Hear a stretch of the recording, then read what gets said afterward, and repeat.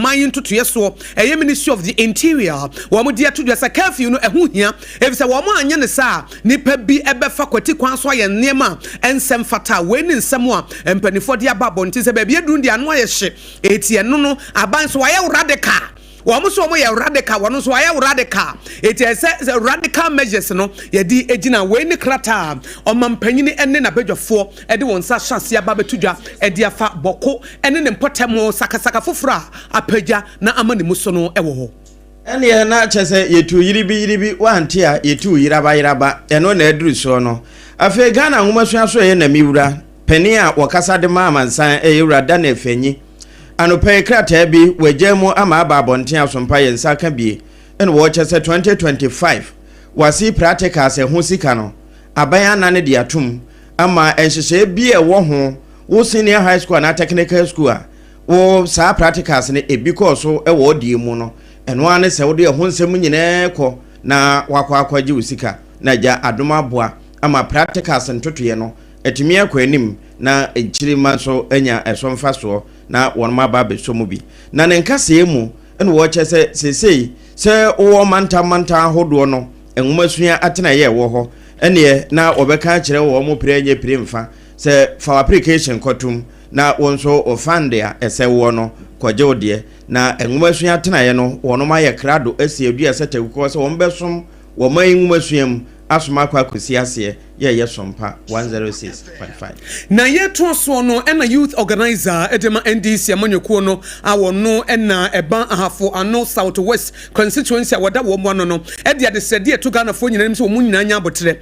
na aban dada ye chance fi mampanyi dada akofo e de ba Professor John Ivan Satamils so e de ba omampanyi John Dramani Mahama so a na face na nado danko akofo ado amamu ni nyina dwumadi ahodo a wo bi a chance a wanwie no NDC fo ebewie eti Ghana fo nyina nko makomanti wo muyem project ye chance mampanyi dada akofo abreso na Professor Atamils nso baaye na President John Dramani Mahama year 1 obaaye no ye term 1 no be ye no a wo no anwie na nado danko akofo ado nso baa no de term 1 ne term 2 ebe piso na ebi akeka wie mu no ne nyina wo be keka nsieni ama NDC His Excellency John Dramani Mahama term 2 no wasiesie ne nyina ebro no nananom ene wo manfo wa afo ano southwest district ehia ye no wo bo amane se awreho se project bebra NDC ni MPP fo nyina hyase no dodo no atoape obi aba no ahye bibi fofrase obi aba no ahye bibi fofrase na de de o man ni sika na eye no na aka mfimfi na ejina baabi ejina eti se wo hya akwan ene niema wo mo ye ayaresa bia yesie no a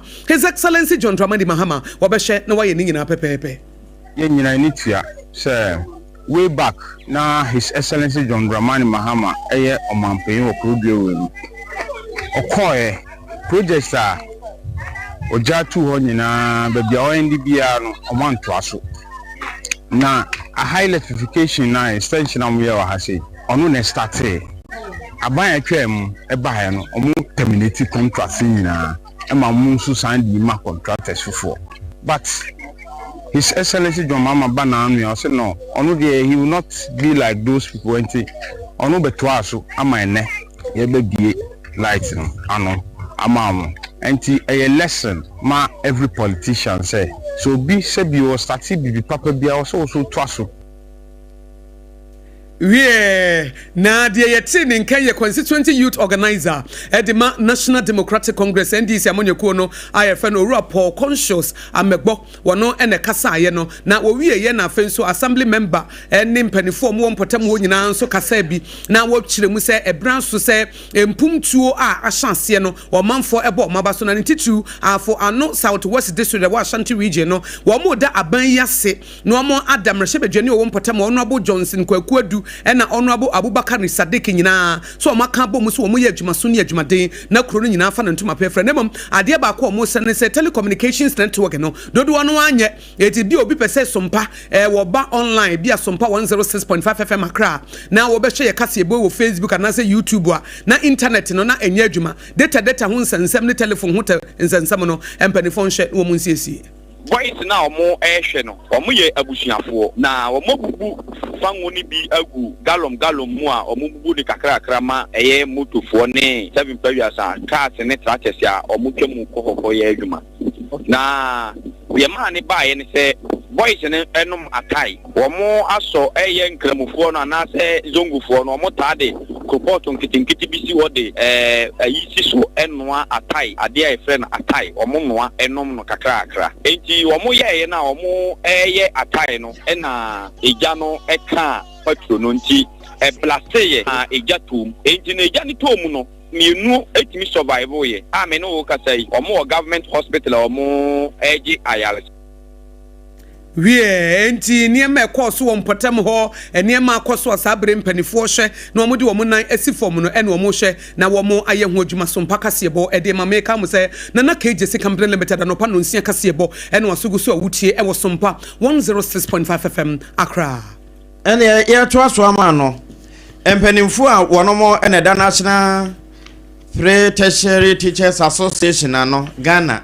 Pretag ne ku no edin pani yese sade enema esi kakro na abanye ni abrese wone timamufo tituru emabuna wombayire ne ho aye adwuma na wasom omayi Sompa no wonkoso ansom ne sa nanso niema bi no mo koso a edu ba bi ase yede amna kurukuru wa na afe yede de yetwa na abo ni dua ena ekwakuwura mu eba na sa entwaye enti Ken Ali Awudu one national president Edema Pre-Tertiary Teachers Association of Ghana eno wode to abanye ni mo se kwan wo faso na wo pawe bi mo edu wo mo hyehyɛ dibire bi a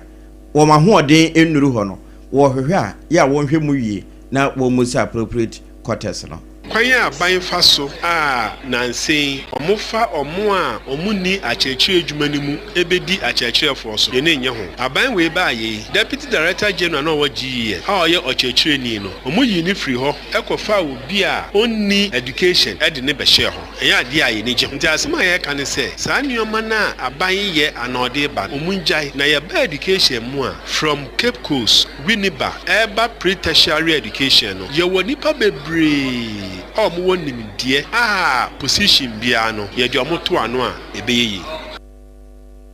eno eye Pretag for president Yewura Ken Ali Awudu na wie na ne oni amansan dinkita ho ema Pre-Tertiary Teachers Association of Ghana Kinsley Madu nso de beto so no wo kire wo muku no enhyemude edikan wo no mahia ewa poema ntam no no na botaye ntia eku no baaye ene ahoden a ede beso titru ene ade kire adwuma no kwanya ban faso nansen omofa omo a omuni akyekye adwuma ni mu ebedi akyekye so ye nenye ho aban we ba ye deputy director general na owaji ye pese busumi bia ye call region foforo na ye ni teacher for ho or ye nat member or ye nagrat member or ye Pretag ye dia no pese ye ma ye no mo transe teacher for won se bebre how many baby or mokokan enti ya fa se ye de be hia omo se hia musi na niema efa ya de kire hu bia ye no omo e discuss enti adia program we pese ye ne se teacher ni no nkotran baby no obi aka kire e obe transe wate e free empanifo ano issues of promotion, issues of upgrading, issues of transfer, issues of even licensure omo bam enu ya de woni amansan di nkuta ho ewo Pretag adwuma ku no mo Yewura Kinsley Ayimadu ene kasa kira chechefu na meka wo se Sompa 106.5 FM kase bo anopa no nsia na KJC Company Limited ebo ye chidomeno no na Ghana Health Service for the atudwa se import yare na ba na wo de no hwa na bibi agu ho no na ayeye nipa bi a yete ase de ba na ye nsusu se beku ebi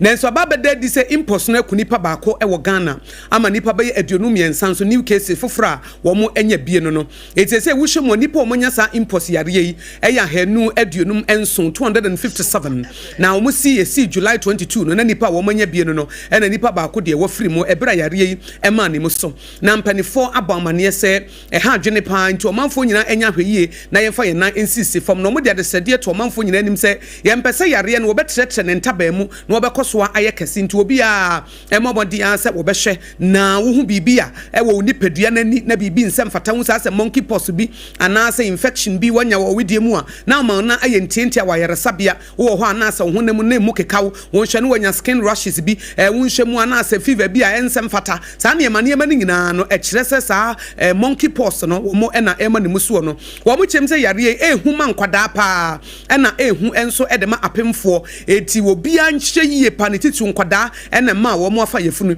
eti wo ho na se wo sa wo die ne bibia sesa mentre nka se wo die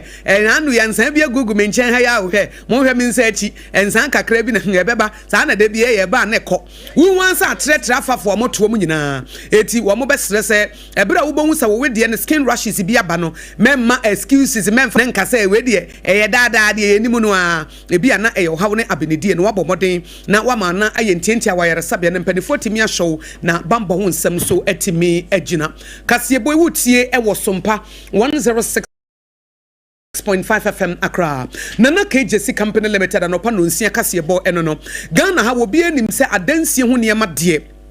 Waye se kokromoti wusan ho bopo a enye yie ye se odon ho bodonto na dondon so asawo san ye de frɛ no nana ye frɛ ne bemma ba ekoba sempri mo adwuma no wonim ya nkasa Ghana fo mo wa mo no ne mu si dan mo nka nkyerɛ wo mo si manam wo Ghana ha wo mo standing in the gap say bibia wo mo pa bia say ye nadoa ye plywood say ye building wire say ye cement ye iron rod say ye roofing sheets no mo mo nto no wo ba bia mo nkoto no nana KJC Company Limited ekoba sempri mo nkyɛn na ebeboa no ankasa na enam se Nyankopon ka kire Abraham se de obehira no mehira no ena de obedome wo no medome no sana nana Nyankopon aye no nyame se de obehira no obehira nti ukoto adanse wo ne mafiri ne nkyɛn a na nyame ye hira wo eti wo sa wo dan no uto adanse wo ne mafiri ne nkyɛn no wo sa wo hya ase no watimi asia wo ya wie aha ebi kura wie ba bia akoto no ne ntia eti fa ho kɔbɔ nhira na nhira na bi nsa wo wo de ho kɔbɔ obi anome wo no ho anome ne na bi aba bɛka ho nana KJC de ne ho twankasa evize ne sika no eye clean eti kɔto adanse wo ne mafiri ne nkyɛn ekoba simpri mu eno no na trailer ne truck na no Central Steel for the chair no say outstanding service 2023 na enya asam ketwa de ntia adwuma no wote ase na adwuma no so wonim ye nana KJC Company Limited no Accra ne kuma se obetimi afa no 0204355040 0204355040 na wodem endpoint homeopathy clinic Dr. Duboatin so Sompa kasebo wo boye chidom makancho say homeopathy na a branch of medicine and no wo gina ne contact ro wode ne ho and ono ankasa wo unique ono ankasa na adwuma no wonim ye ono ankasa no wo ne kwan ene ne nuru a wode eye adwuma ye fa ne homeopathy enya yaresa bia na di homeopathy eye branch of medicine no enuro ene ho hyehye eye adwuma Queen Elizabeth ya no wo America mesem wo UK United Kingdom wo sha Queen Elizabeth ya homeopathy ya ene wode ye adwuma ena Dr. Duboatin more than 17 years ago wade ba Ghana sa Ghana for momra enti ebia infertility no awona emma no homeopathy beboa wo eti ko endpoint homeopathy premature ejaculation na bemma as woni monyam abɔ e wo bedroom no eno nso homeopathy me emfa so mfa nsa yade say what try others no what try other orthodox medicine no amfa enti branian fa homeopathy Ghana nso de homeopathy de Dr. Duboatin eye alpha and omega Dr. Duboatin wodemu brane endpoint homeopathy clinic wo bo adwuma enti brane yemfa homeopathy so emwa na wo kidney issues na wo liver issues na yen solve ma brane yemfa homeopathy so na wo prostate no so no yensa wo yare ma yemfa homeopathy ne so na yenye physiotherapy ne massage nsronku bi na yemfa ma enti wonim se eba endpoint homeopathy na eba homeopathy ayaresa de enya nwanwa se 17 years ni akire yeda so gina ye na so kwabrane nipa wo mo nya ayaresa wo mo buo yare stroke ya fa homeopathy so aboa wo mo no enya nsem ketwa enti bomodin suspend so kwan so ba bia fa ne shell signboard no behu no enna mo nso a mo wo kumase a mo tie wo Sompa 93.1 e wo ye headquarters no nso e ye kronoma boa hia e wo kumase endpoint homeopathy wo benya no wo ho enna mo nso a mo wo tema community 22 no sa wonti bibia se no afre 0244 867068 0244 867068 and 027-423-4321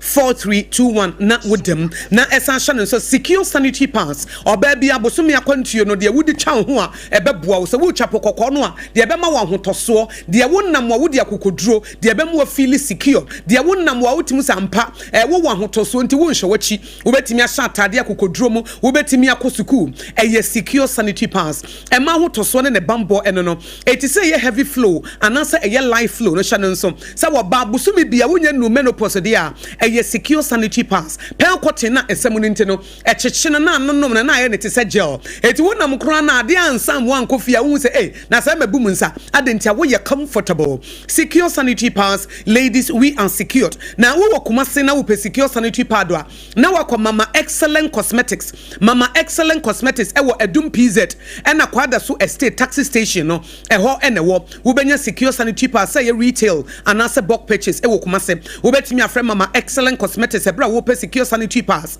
ɛwɔ 024 38 62158 ɛyɛ 024 38 62158 024 38 62158 na wudem ya home so ye ba ye de dia ka nyina ebeto so meka wo say ha ye Sompa 106.5 FM Accra.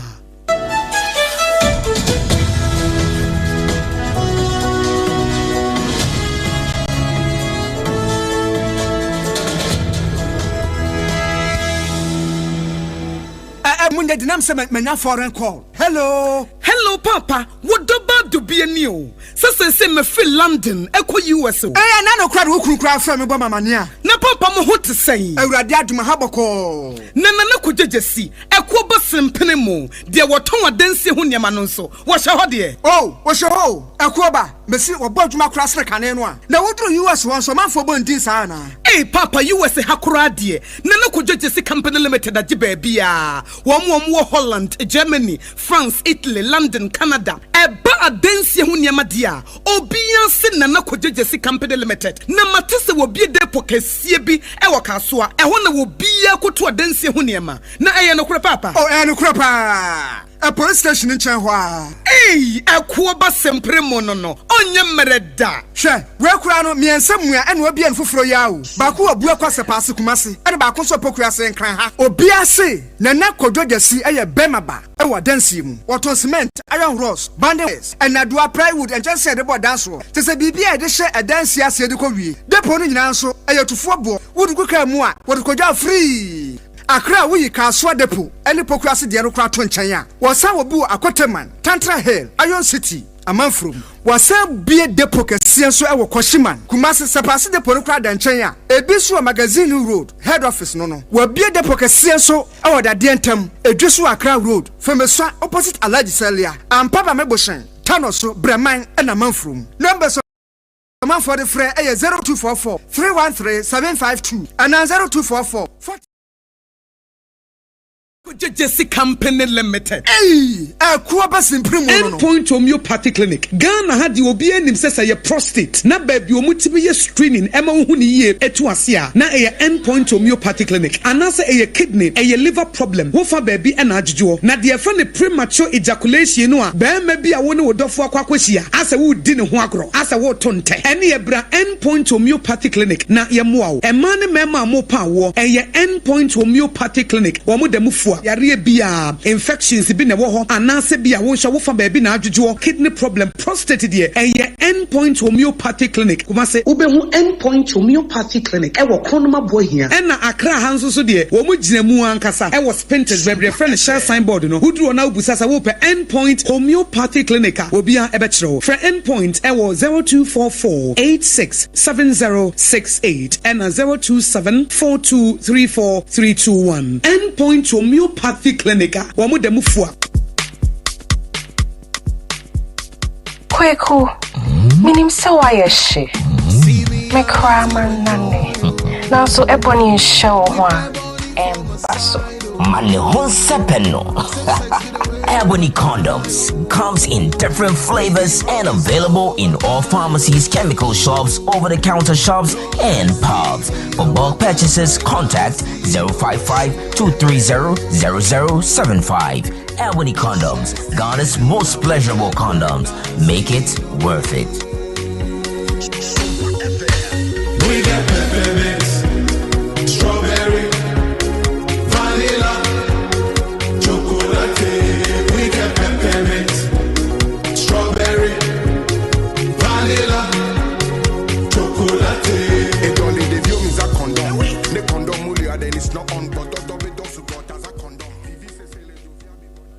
Ura, me pacho brana me sha de wo bagi. Bra, aden, enen so biem. Hey, time heba me sha ya me ka se yi ba queen. Ani wo yi me ensen. Bra, sanya time heba me sha esia jimi ni me fiefo enya de abako ebeso yen. We de udi se ofa ni nyina. Time heba me sha me ka se me di one dance ya heaven ene de me kwa akopie. Enti se malaria we draw ne time heba mixture. Enye enu nku o, de nanum ato a wontimi ani die no. Time heba mixture duro no ene ye ma wo. Oba a wafa afuro de wo ma akwada no fo. Ene akwada a woni mfie dumienu entimi num aduro yi bi. Se obeto aduro yi bi anoma, hwe se wakọ hospital anase lab am ye hu se wo atridie malaria yi bi ansa. Se o pe time heba mixture enu dudu atu a, fo ani kire KNG Herbal Center ewo Emrom Abidjan House. Ana ba ko so wo atonsu Monaco Junction. Eno echi ubenya bi atowo over the counter medicine sellers. Any herbal shop dodo na emu. Fre 0244 417669. Kayo set time no TIME. Time herbal mixture. Afi malaria fever bi adani ziba ewo munu betu akọ. FDA agi adwadie nkratoa yi atum.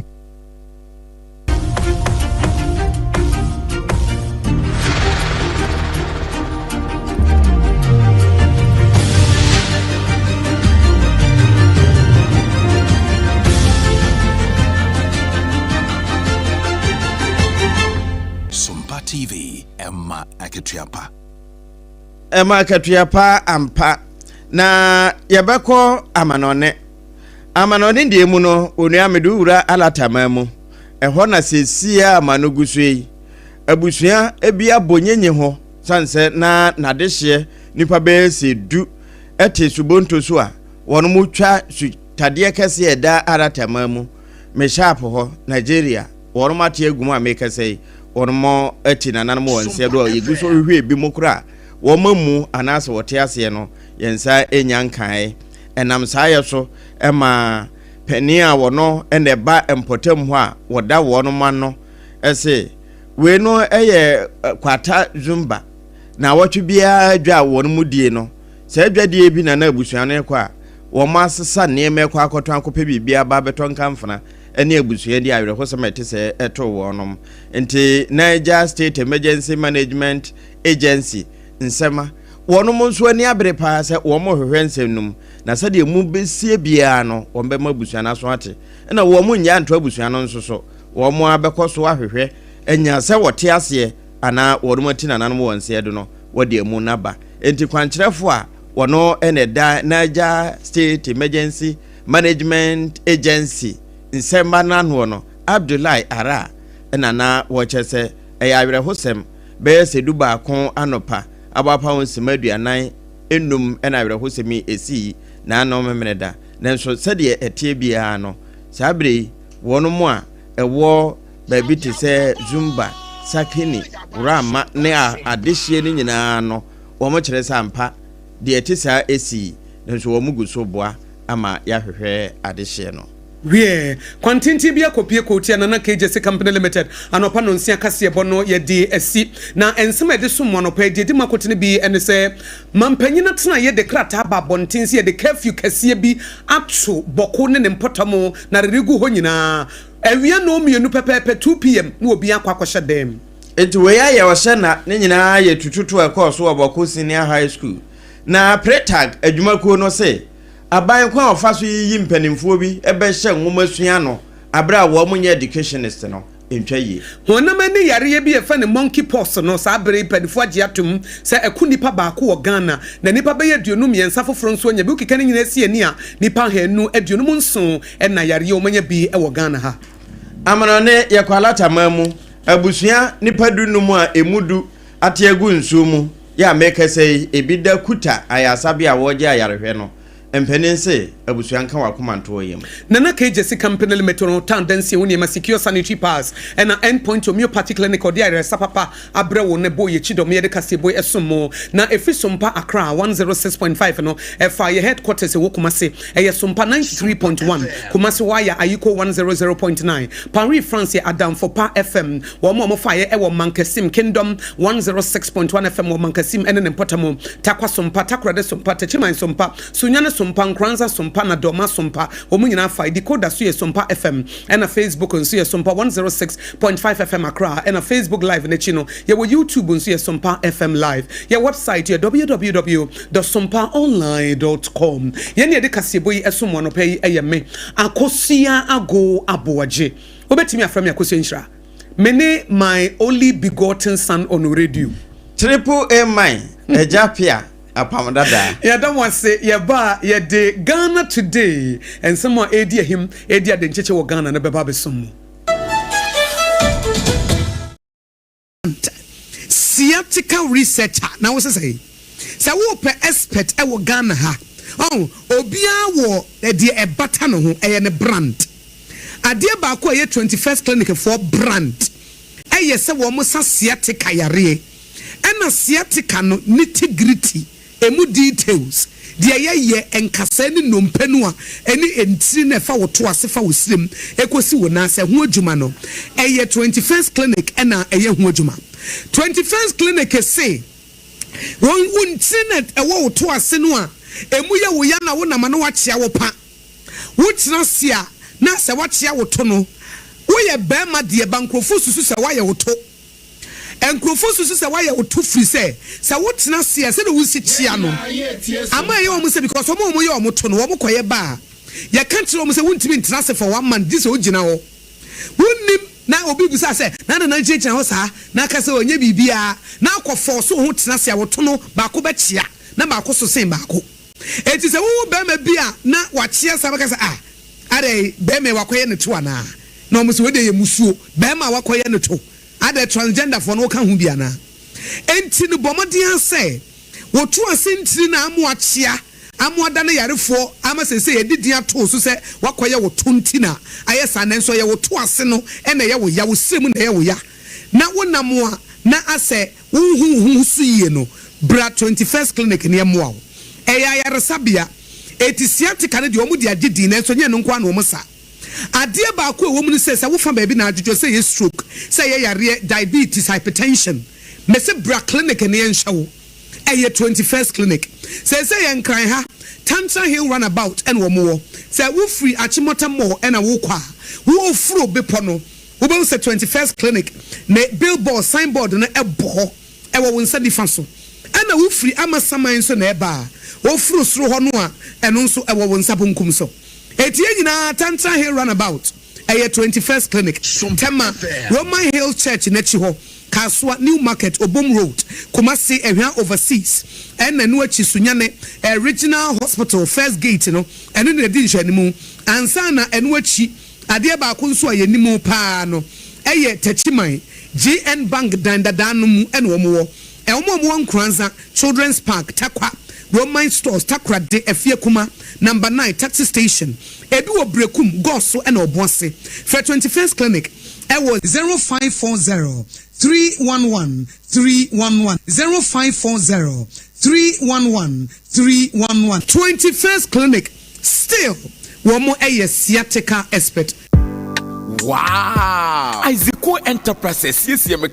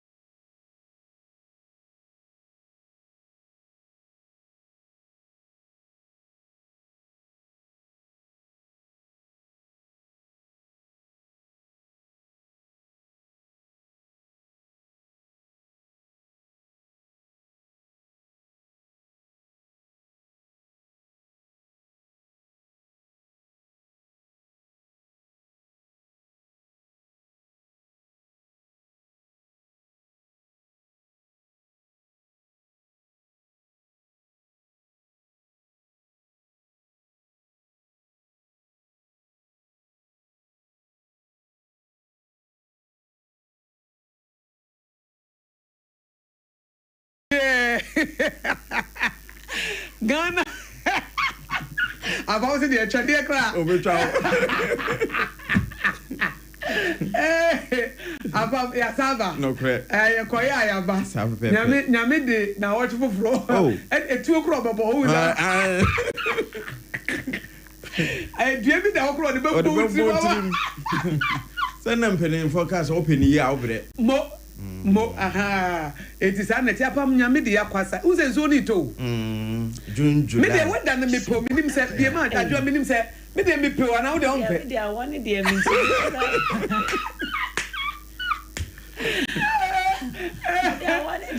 the last time crime saw fun see so say me dey da na say no no unsa ama electricity bills yes unsa we talk unit check because un so fan and unsa so air conditioner etimi me hu ni say aboa because me talk prepaid no go so as we dey at because yen so air conditioner will be here and yen so fan so will be here weather na Etimi de weather we dey me pe ase mo yes singles no na ase mo shedam pe ase because I want them ba pam bi say ya pam dey ba dey say I won't na Russia Edi for you makwa baba Ghana today brand so say ensem we fa Ghana ho no ye de ba ye be hwe weekend ye free fiada memenda kwasiada ebesi nedwa dansem we fa Ghana ho nyina no ye de atumanim eno ne ye friend Ghana today bra ye Facebook page makacha msa Sompa no ye doso ye wo bi wo mantam bebre mu ye wo Sompa Kumase ye wo Sompa Koforidua ye wo Sompa Takorade ye wo Sompa Nkranza Sompa Adoma na bo Sompa 106.5 FM Accra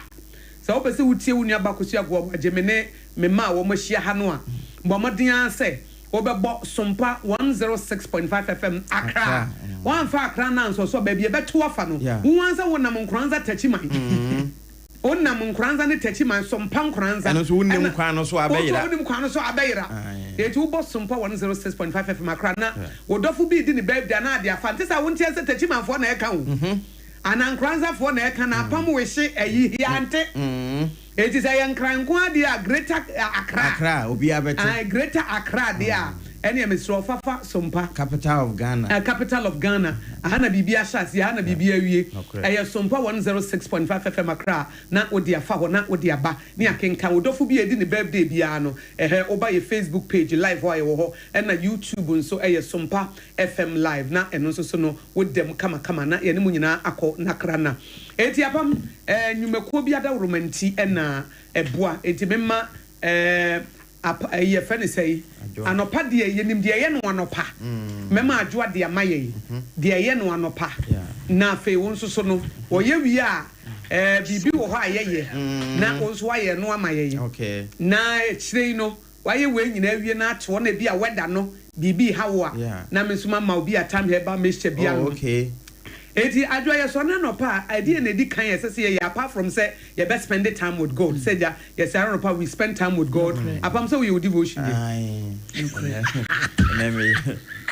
kaka can be put as the best of the day ba me jai how do you go first na answer devotion wo ye na da ho a je devotion madam do na da ho na eyo oda wa ya na fa obutu ha say obutu ho wo sumia no so a ebe wie no ada obeti abeja wo so David answer so when you hu ba bia de si ye ama de pa chebe bibi amabiem oh yeah sabu de mo yeah I was spend time with God we Bible we are yenye dey ye we ani ye betwi yesi okay ye betwi yesi weekend we di niema mo we pop no bayra ya chi emu enuane akese eyi avodo engagement ase ebi kura timi package e bi ko fie e timi pato wa ba no wa be di ni nyina feel no ese wutimi etwitwi osi na oyiyi nia akeka muri nyina efiri ho na ye yenso ane ye de Pepsodent cavity fighter na etwi Pepsodent se enka bone die emfa na fichiri enye sa woni obi kasapa ni panas won peso wo beti was wo twetwetwe no ho enye bibia de efiri wanu mu ba na nye sesi ade achi etimi pacho pia bontin no wenu bete na bibia so etimi akonkan a mo problems e wo mo gams no obo ho no ma otwi ne sekura moja ba wakasa ne sifita enso eka enkan eba no enye me pacho e yade president cavity fighter wodi twitwi usia eyin na e di free ho ebo wo se no ho ban ma wo se no so ho ye den na bibia etimi konkan na ye won sizes ye wode ye ma abusuamu no nyina eno ye big family pack no 175 grams and no to a check because nkola e wo fie 120 so e wo ho no ma no ye jakwa pack and 65 grams so de no wo ho e bia wo tu kwan wo ko baabi won pese obepa kenia ma huhu bia me pacho ye wo sachet de nkruwa a obetimi anya bi na wo de ahye bag mu baabi a wo ko bia obetimi ayusu eno e 12 grams ubora baabi tonton bibia supermarket ahodo mu stock to bi na wo da na echi ho no pacho oton bi kwa also president cavity fighter eno ene ye kamfo ediama eno sa jo mu sa wo ene nkete bi no sahye no eno se wutu kwan a wutu kwan no ibe miensa bi uko di 3 days ya na de ahye bag mti uku pia eno so fofofofo ba ye wo se kama na ewurawuram na aye wo se bia ye kama me patro Ghana Dental Association wo mu na ye eku a wo mo hwe ese ene ho bambo ejuma wo Ghana ha omunim Ghana for sen ai said etie na hoden ne ne ehia enti wo magia tum ti wo use a problem bi ani ho na pepsodent se wadwene wo ho se obo ho no ma wo niska wo de kwakọ hu dentist enti wo mama free dentist se wo how bi e wo se ho afre no ye nte wo credit bia na wo ne no nkasa eye 0800 161 000 0800 161 00 eno ye dentist ne number na mo amo pepsodent ni bi etu aton no because oton a ye to ne pacho eye 0800 2030 eye very simple we won kita pen kura obetimi astore wo trim say bia what take mu ana bibia 0800 2030 eno ano no e pacho eno ho asem eno no e dia jo etwitwi ye wie no na ese ye pe ensuo bi nom on se ye nipadua no ofandodo no a ensuo na doctor Fonso eka hydration ho asem ebra no bia no ese wotimi num nsuo se de be ya onipadua no be ye kama wonim se nsu komtimi de wa ma unya drink kura no ma enso faise eno ye nsu kom ne de wo ensu kom ne de wo ena nsuo no so wo no anom de be rejuvenate wo de be ma onipadua no aye kama de be yi yade bia firi onipadua ne mu ene ye kana rejuvenate ne be revitalize wo what you say refreshing de ebe hohoro mu na asanso ayo fo onipadua ne ho ban ye ne kama na fe onu nsuo no mo na wo dwonso na nyarewa bia hu hia ne ade na nyina esi eye kasa mineral water kasa natural mineral water CASA ukone ye KASA enye ye na said ye ya na obrempon eti kasa natural mineral water no eye edema nyumadi ahodo biara wudi se parties ahodo weddings empo ofie nsu a wo use so sachet de no asori anopa wudi twitwitwi se no mpacho manenye kasa natural mineral water ya dwene wo bia ho enti ye wo dispensers no offices ahodo oba Sompa ha babia kona bia mu kasa esi ho a obetimi agubi no wanom sorry organizations companies akese wo Ghana ha me pacho monto bi sisi mu office de be ya mo workers no ai wo betimi ayusu bie na mo amotonton wo traffic mu no me pacho monton kasa to ayeto papa to ayeto nketwa ne akese wo bi sunsu otimi frɛ no pacho ye den a osi wo we de mempe no wasa ma de ko osun kasa ye funto enu obia eto me patro ye wo taifa heya back hospital no echi honom eye Kasaloma Ventures ena ede ensu papa aba edwamanso number no eye 0206 469430 0206 469430 and 0303 965780 na upusu wo ahoma no ampenifo besom na wo mene wo adi nkomo ama bibia etumi akonkan ne apensu anu mawie die na kwakwa ye adwada yi na tse ni da kwan edi apam se ma bebeba ya num nsuo no kre esese ye didie ampa ye adwada serious ensuo to enye aduane nso ne aduane eti ebedi de ayeni di wo he Hajia special local foods because nso atwe no why afọ no mega obi mu chia mu ba fonti wontimi nya aduane wodu woni to so a wo nkono no wanyo nanso Hajia de nso to nso anto apetampe de bia wo ye adwuma ayere so a no wotwe mo no wo nkono aduane ay ready na mom no wotwe mpai mu ne de na ya sha ase ayesefo ene ntika ho menim aduane anopai wohia ede ka ho hye se ya betie banku mutuo ana fufuo ebi apemo emo no e won style pi wacha na jollof ana sa fried rice Hajia special local foods ye ka local no a what ya preference na so wum ni ma de kro ko Hajia special local foods na ko hwe sa preference ne de tete nuane ko no wo mfutu o ba pa kosua ne to no bi wo fufu kama emfama to fufu tokoko ana tokon obefufu di amount Hajia special local foods for 0246 359921 o chirichiri a o Facebook o Instagram o YouTube o bebia na moment kan de hacho atomic wa transition achiwo na benya no na fi DVL monso no o nkrabata ho 0594 797 215 delivery bebia wo bia wo de betwa wo enti ene akwa ye dwada ese obohu se you see for awura ha Hajia aduane nso nya de o de smart delivery obeba na nkwan ahwe agu ni bia ya hyehyɛ ne kama ne packaging ko antina me say ma delivery guy ne nya busy no na won fa konkonteni abenkwan no mrew won fa mutuo ne nkatenkwan no mrew won fa jollof no mrew won fa fried rice no won fa pizza no mrew won fa mpesie no mrew won fa waache no mrew won fa fried rice no ana jollof no won fa nyina mrew won fa dokono no ana sa banku ne tilapia na say won fa no mrew ana sa ni okro soup no won fa ana sa won fa fufuo ene abunabunu ne wrewre nkwan no won fa mrew mu bia fa delivery guy no number de tudwana no pay ebi mu hyede mo ebi mu nkwa adwuma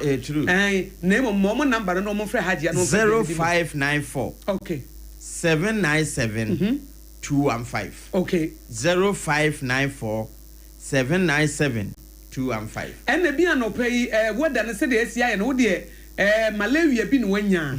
time herba Mr. Druno and ye come for the amount yes more say no be our say what than ye say pe ntuntum kakra bi kan wana fa ba bia na ne malaria ba said o kan no 18 nom time herba Mr. no pay say wonu moto na say aduane nya woda time herba Mr. and na honam so tutu a time herba Mr. wodofo mami musa wo sorry yes honam ya wo ya paracetamol bi ani wa wonnom ye wonnom ni nyina akwa para no obi bese ene de kaka hu nyina ame na bi o se mo fa para no eme na Panadol na wo kana say o se mo fa para no na emreme edem say Panadol na wo kana say na paracetamol wonnom ni nyina nso de wote an wote ka wonum time herba mixture en ka won sore no botam num pene won kase no wo tissues ne nyina na kekansie ni wo cells ne nyina na daboko na watemi abo adwuma ana wonim se aduane ye de nyame boesie ni di ne nya adwuma eti wonum na ato na aduane nya wote no eno nso ye time herba mixture malaria na da bia ese ziba esi uso da bia ekona eba no eno nso ye time herba mixture na wei eye bibiduro se mo be kaya won se tete no wona na bi baba bewu a na oye nuro na edudui wo mo ye bi na yanom na obu a wo wu a wo kwa na ode nyina ewu na ode kɔ wo kwa na ode ayi ne hahan no a ye kekasi ani no a wonom no wo wu na ode nyina akɔ asamado Dr. Tafri Jadie ansa na na bɛkɔ no friend de tena ase was me batena ase wonum say drowi won say hahan 1 hahan 2 hahan 3 no we na me kasi ani we na ya me nom no a ma nyare da no so o na was je na me nko a me mpese mewu na me de saa ne ma ingredient nyina akɔ etije na element kekani nyina siani na fa ye nuro na fa bronkrofo ene o kekasi ne o ye ne tam herba mesha eti Dr. Tafrija na wono adi kanum bi ema wo de ne ho ene o se ene me nkwa ment na so obi ne ho nya de pa wo de hye ne ho aye so obi a wo fa Yesu Kristo se o kra ne waje nkwa ade papa se wuntimi mfa nhye wo be ka ma obi ate eti wo de tam herba mesha ne baaye ene wa spread ya na se sei obi anom a yare ne kra wo tu ase say ye nyare mpo ansa na yanu esi center table no so etu sorry anopa wudidi ya aguna wonum Hajia wudidi Hajia wi anu anom time herba aguna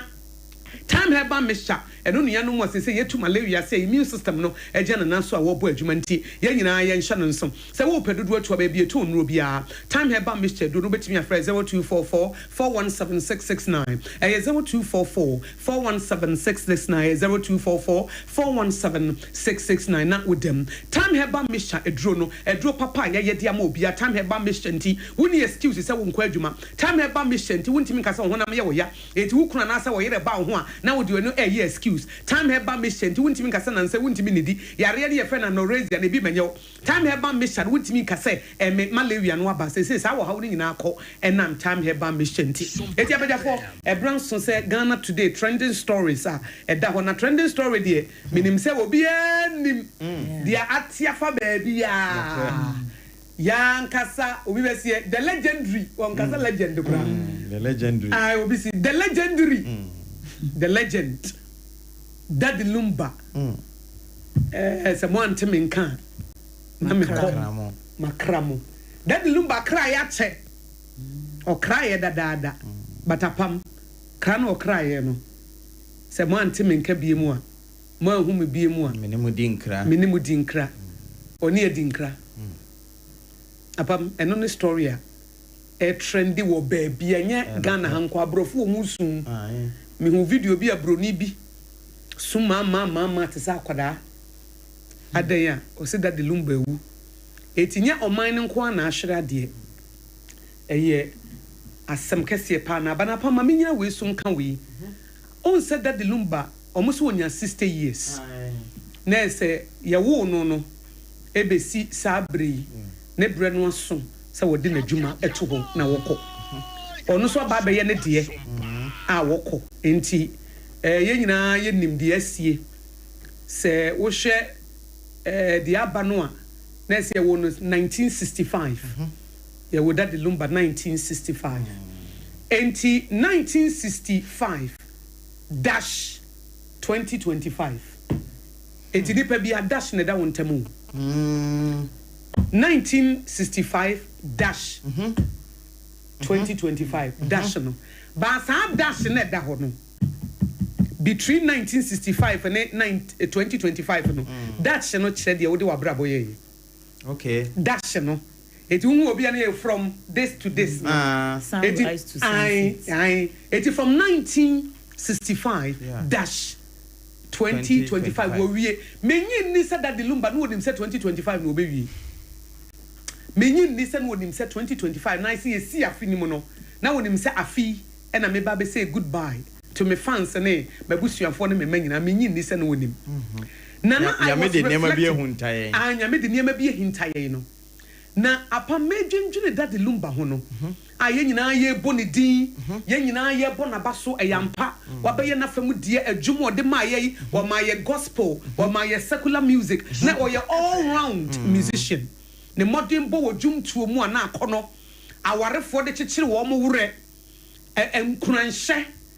enu achi wo mu nso wo tie ya me nkwa na nyina mesum Jesus e ma wo be Yesu wo bo gospel wo bo secular wo bo afutuo wo bo abrabom afutuo ni akwankyere ni nkuranhye ni nyina no apam kwantinti bia kopie koti asese wa wie sabre ya nyina ye gusu a ye mo ne Daddy Lumba no aka woni ne nyame nko a aka woni ne nyame nko a sesei ye de ye beka wo ya ade wo bo modern wo ye successful ye bu ya konta wie but sesei afei na ne bofo no okugu na konta ne bofo no ne be kire se wo ye successful na so anya successful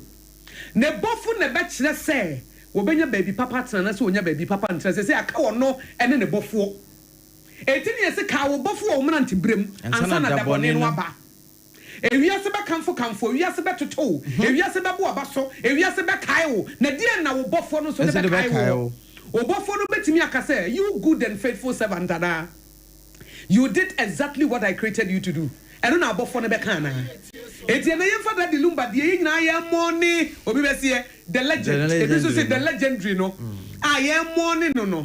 our icon kese no reflect on your own life because they said Daddy Lumba wako when na ebra wo wie no man na wa tu when na welcome no when na welcome no ebra wo call the other world won mo ya uwu anasa obuwa Was say it is appointed for a man to die once, but after death, judgment. Some Bible ne kan. Sa woji Bible new. Sa wonye Bible new. Eye nyame asem. It is appointed for a man to die once, and after that judgment. Eti esefota nipa say. Ube compare. Kube upre wo ye ngumprenu. Wu awu. Na mom no se wi a judgment. Dia wo bo wo no. Obekwa kobu akonta de akere no. Obemu obu akonta. Said dear na wode wabra boye ye de ye be kai wo ye de ye be hoahoa enye de nipa hu ye nko ana ye e de na nyame hu ye eye se nipa be kai wo se enamoso ema edi nhire bi bre wo mu eye sa bre wo kwa nipa be bodin ye bodin pa na se ye bodin bone ene wo ho na emom de ehia pa no eye wo kofo no de wo soma wo ma wo ba ye no se in time be ye bibi ma no ene ansam na wo kwa akoka kire no edi ankontabu na okwakobu no na onim se 60 years na okwa na da bi no onim afia na dada kedi onu so ne breso ye a onu so ko ye ena dadi lumba onu so eko afi nipa bebre ena ato akwatia MP okọ pa nipa bebre ena agya ye ho a wo mukọ na wo mukọ no wan na ebeje wo mutata na nkontabu be ye no mu babebu enti unim se Ecclesiastes ka bibi se baby awukọ a esese wo reflect no eye place of mourning enye place of jubilation asema wo kan se baby awukọ esese wo emma eto baby esese ni baby awukọ eye baby ya mourning enye baby ya celebrate e se ma wo hu awie ye Emma won't who are ye, eti ebra ye reflect on that lumba no, reflect on your own life. Won't who are ye and a say, and then you ever can be a toachi. Upon that lumba can who used to say so be baba use. Aye. If you no see and be for baba dem no correct. Nisekana a what account no be for baba di. Nenta dia na a son no be for baba she. If you walk from better to wogu. Can no dia one merebi e baba bechi. If you no dia one merebi e baba dem. Sikano dia wa mrebi baba bedi ba se se dia aka no eye wonne ne bofuo enkontabuo bei ene wo kwakobuo yemfa nyenye yenso ya brabo ho ne ehunu se enye hane haya ebre bi beso onyame be frɛw ofrɛwo a obetumi akase you good and faithful servant ana wotna ase ema wiase agapade wotna ase ema honam wotna ase ema nipa wotna ase se wo be please nipa ana wotna ase se wo be please wo bofo wotna ase wo kun nipa de pesika na wo kun nipa de sifie wo kun nipa de nyaka wo kun nipa de nya position wo kun nipa nya influence wo kun nipa ebenya power na wo kun nipa de nya edi akese wo kun nipa edi nya ho ana wo beja ne nyina ho Dia one mere ne baba baba Sompa 101.1 na yemfantu ye hofo ebra ye kai no na yensu yemfantu to abra bo ho ne yemusa se bre no so na se mekwa akonta bai enami dukobuo. It is appointed for a man to die once, after death no judgment ene wo ho na yemfantu to abra bo ma yen reflect keke eme yen ka ho asem keke wo bra wunya futu anasa konjire bi emfirimu e bi se menyin ni sa ade be chiama na firimu no onim se obefirimu da bi menyin ni me kan se yenua na sabre no wo ye adwuma one of the radio stations wo firimu no ye afternoon wo manfo de omunim no owu ye na one journalist or a newspaper editor okoye no okotro won say we the condolence krata na to okwa no akwa udin eno no so kwa no so kosan ye ade akye na deda ho anche na wo twe no so wuye okosan wo bi my condolence yes anche no so ye de ne de be bo ho so no so me nyi ni se bra no wo san ye nua ne de no ye nua be ma ne de no onim se ono so ne de be ba me ya ba be san. You don't know when he will call you home. Eti yen fa entu ye hofu na yen treat ni pay o enku nua ajapade binti ubeja ho akọ da ti nyame be busa wan me de bi hu an be wu me mfa ho sa da bi obefa ho but now you too late time a wo be fa ho no now you too late aka nko emani pe bi nsu wunti o emani pe bi ni awreho wunti wunua bi aye obone afa che na ene se wo da de lumba ho adwen bone a se se woko e de ni siye nua bia ye obone afa kye no da bia meka bone fa kye ho asem fa kye wo de cha won fa hwenchei to err is human to forgive is divine e nipa na yem fom so fa kye nipa na wo na etwe manso no wa de bi da bama so nko no da bama so o hwenhwe e de na obeye afa na obeye ho ena no ye minia ena no ye madamfo tintin na wo chi ni twan no na da ho no on da ho no wo kunu na wo ne nkasa no o yere na wo ne nkasa no ma de bi da bama so on da ho no fa kye na wo kura wo boni bebrebe nya media chew yenyusu yenua da de lumba busua mabusua yakọ ema na yere ene ne ma yakọ yema ne fans nyina yakọ na ye nyina yema ye nyina ye ho yakọ na yemfa na brabo entoto ho na yemfa entufo nti adwa to aso ena de wo ma ye no trending stories bi aka woni papers ne yemfa ne nyina amra asem no na trending but enye den alive ye no beko wi e so oni nyame nko no ye ja wo ho na wo nko na wo ku ai asem o obi bi mo se ma you do beko be no wo ko ba ye nyedru baby e de wo shebu no ye sa se de na tegu so oni nyame nko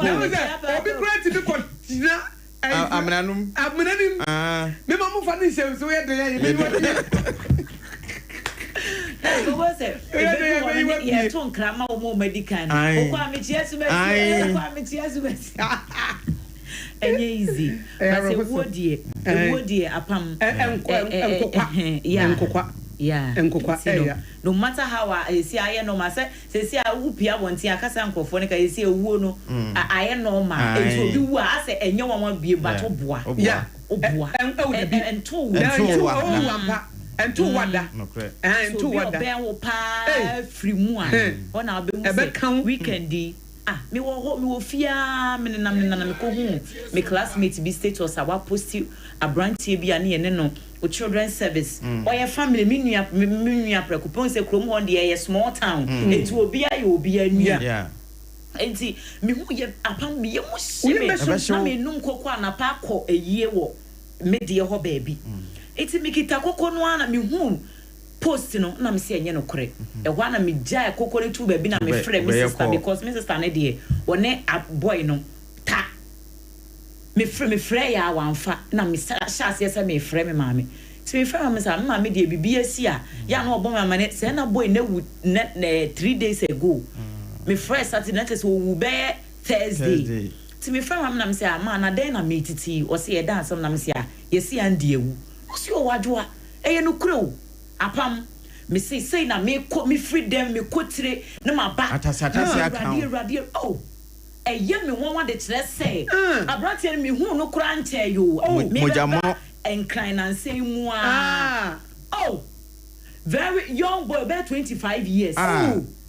okọ ye ne no na share ase Sompa children service me see asori de bia boy yi ho na me bisa ma me say den accident na ye no there bi minim yes say o ho no mo na o hyase se wo yare rough na nafu afedi aboyi na nafu ahyase se ehye na ne night tie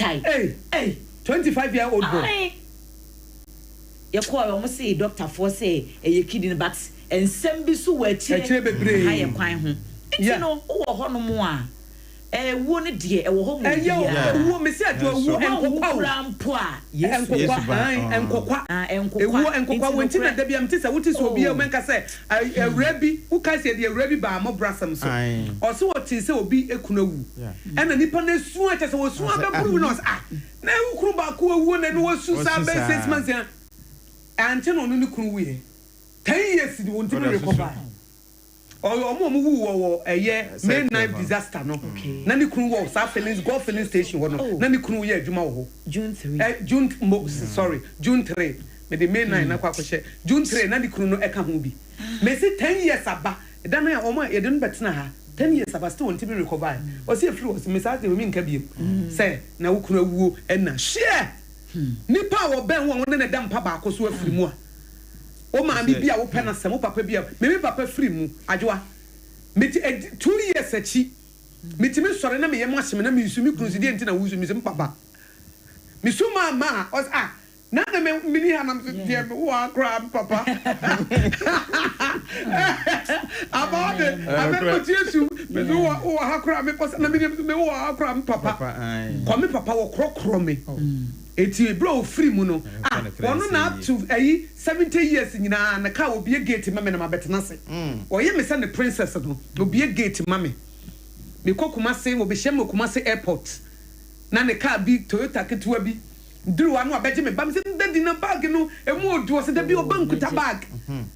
obankuta bag no so bag nim no ade akoto car nim no abebie go si jam twen me no abebie gate no o se tena se mi so me nkola abremu nyina wodidi e na meda so me no de mama ye that no na woye taxi driver ne car me na no mba betena front I ask betena front the front no me ma dia boso okay and e tire no ne de ye adwuma omra na me te front omra na front ayema mi sanso no me ma me awarija ye ba ye o de me ma me de me command ti me papa na tem papa na tinti me bema e na tete mi okay enti me nim se de mema ho mfa so ti sitie enti me nim mema ho agro because bema na tete mi no correct o na tire me fa we anka twade fa wo motom fa dware ono na tire me sa na yema ni nyina fi so wo dru teenage wa sent bi ni ade ni nyina ono enti ebra wo free mu no 2 years na me morning we eti ewu die eti se daddy lumba ye de be kan o apam ye be kan me be kakrakra na ewura fi ba ne yire ne ma na busuan fo mo ben and mo depend on him mo didi and mo so didie ayi ye destiny helpers yes mo na ebesum mo ye de na make o man be mo ne a na ebe wo ye fa wento wada secretary wada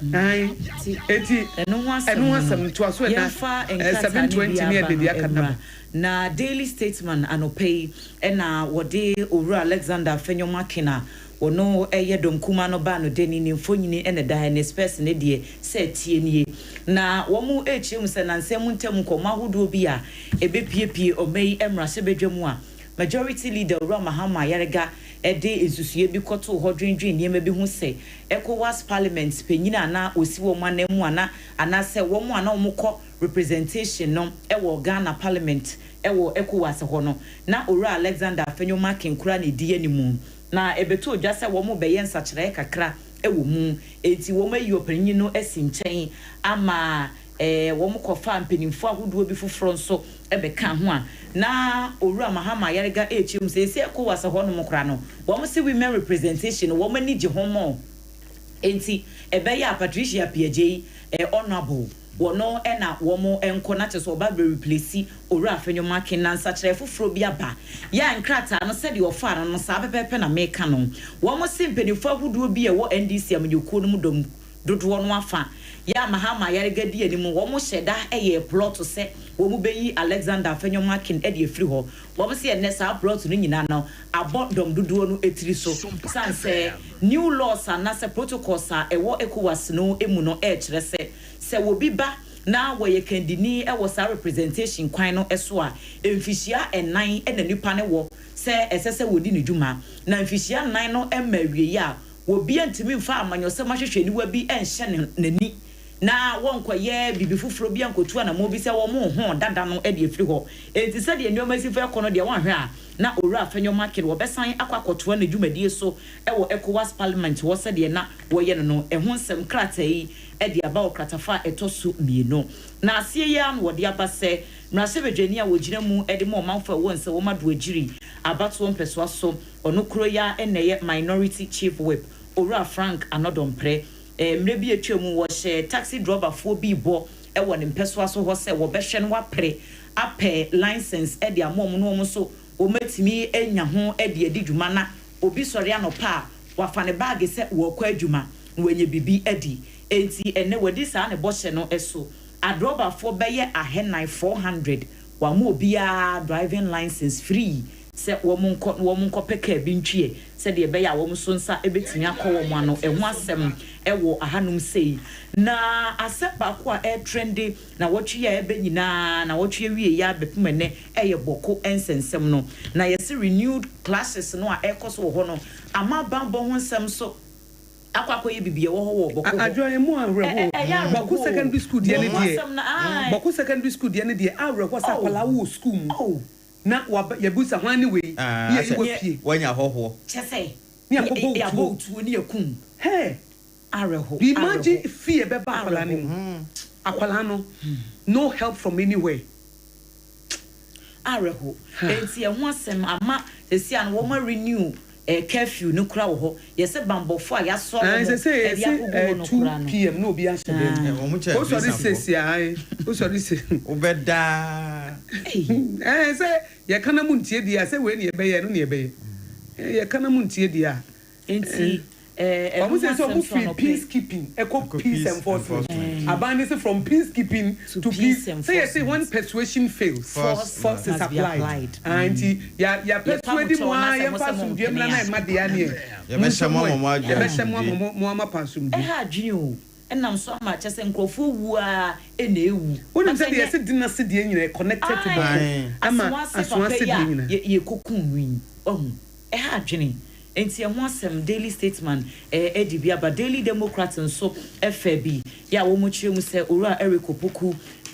apao major irrigation rehabilitation project bi ya eno no betimi aboa ma enuane ho enkowiase sɛ enuane ho bɛkɔ atwe ɛwɔ Ghana hanom ese ehwo amane bonso Daily Democrat Ade Akye aban no kyerɛ mu sɛ red zones ahodoɔ yɛ wɔ forest reserve no mu a omanfo de galamsey ne niam ahodoɔ bi ɛsɛn no aban na riata so pass wɔn be reclaim saa red zones ne nyinaa Emmanuel Amakofibu a ya ɔyɛ lands minister wɔ no ɛna ne mfonyini ɛda ha onsaka Daily Democrat ne bia obetimi akenkan bi mamema apam so ɛmfa apamfa wo de brɛ na wia na yɛnto aso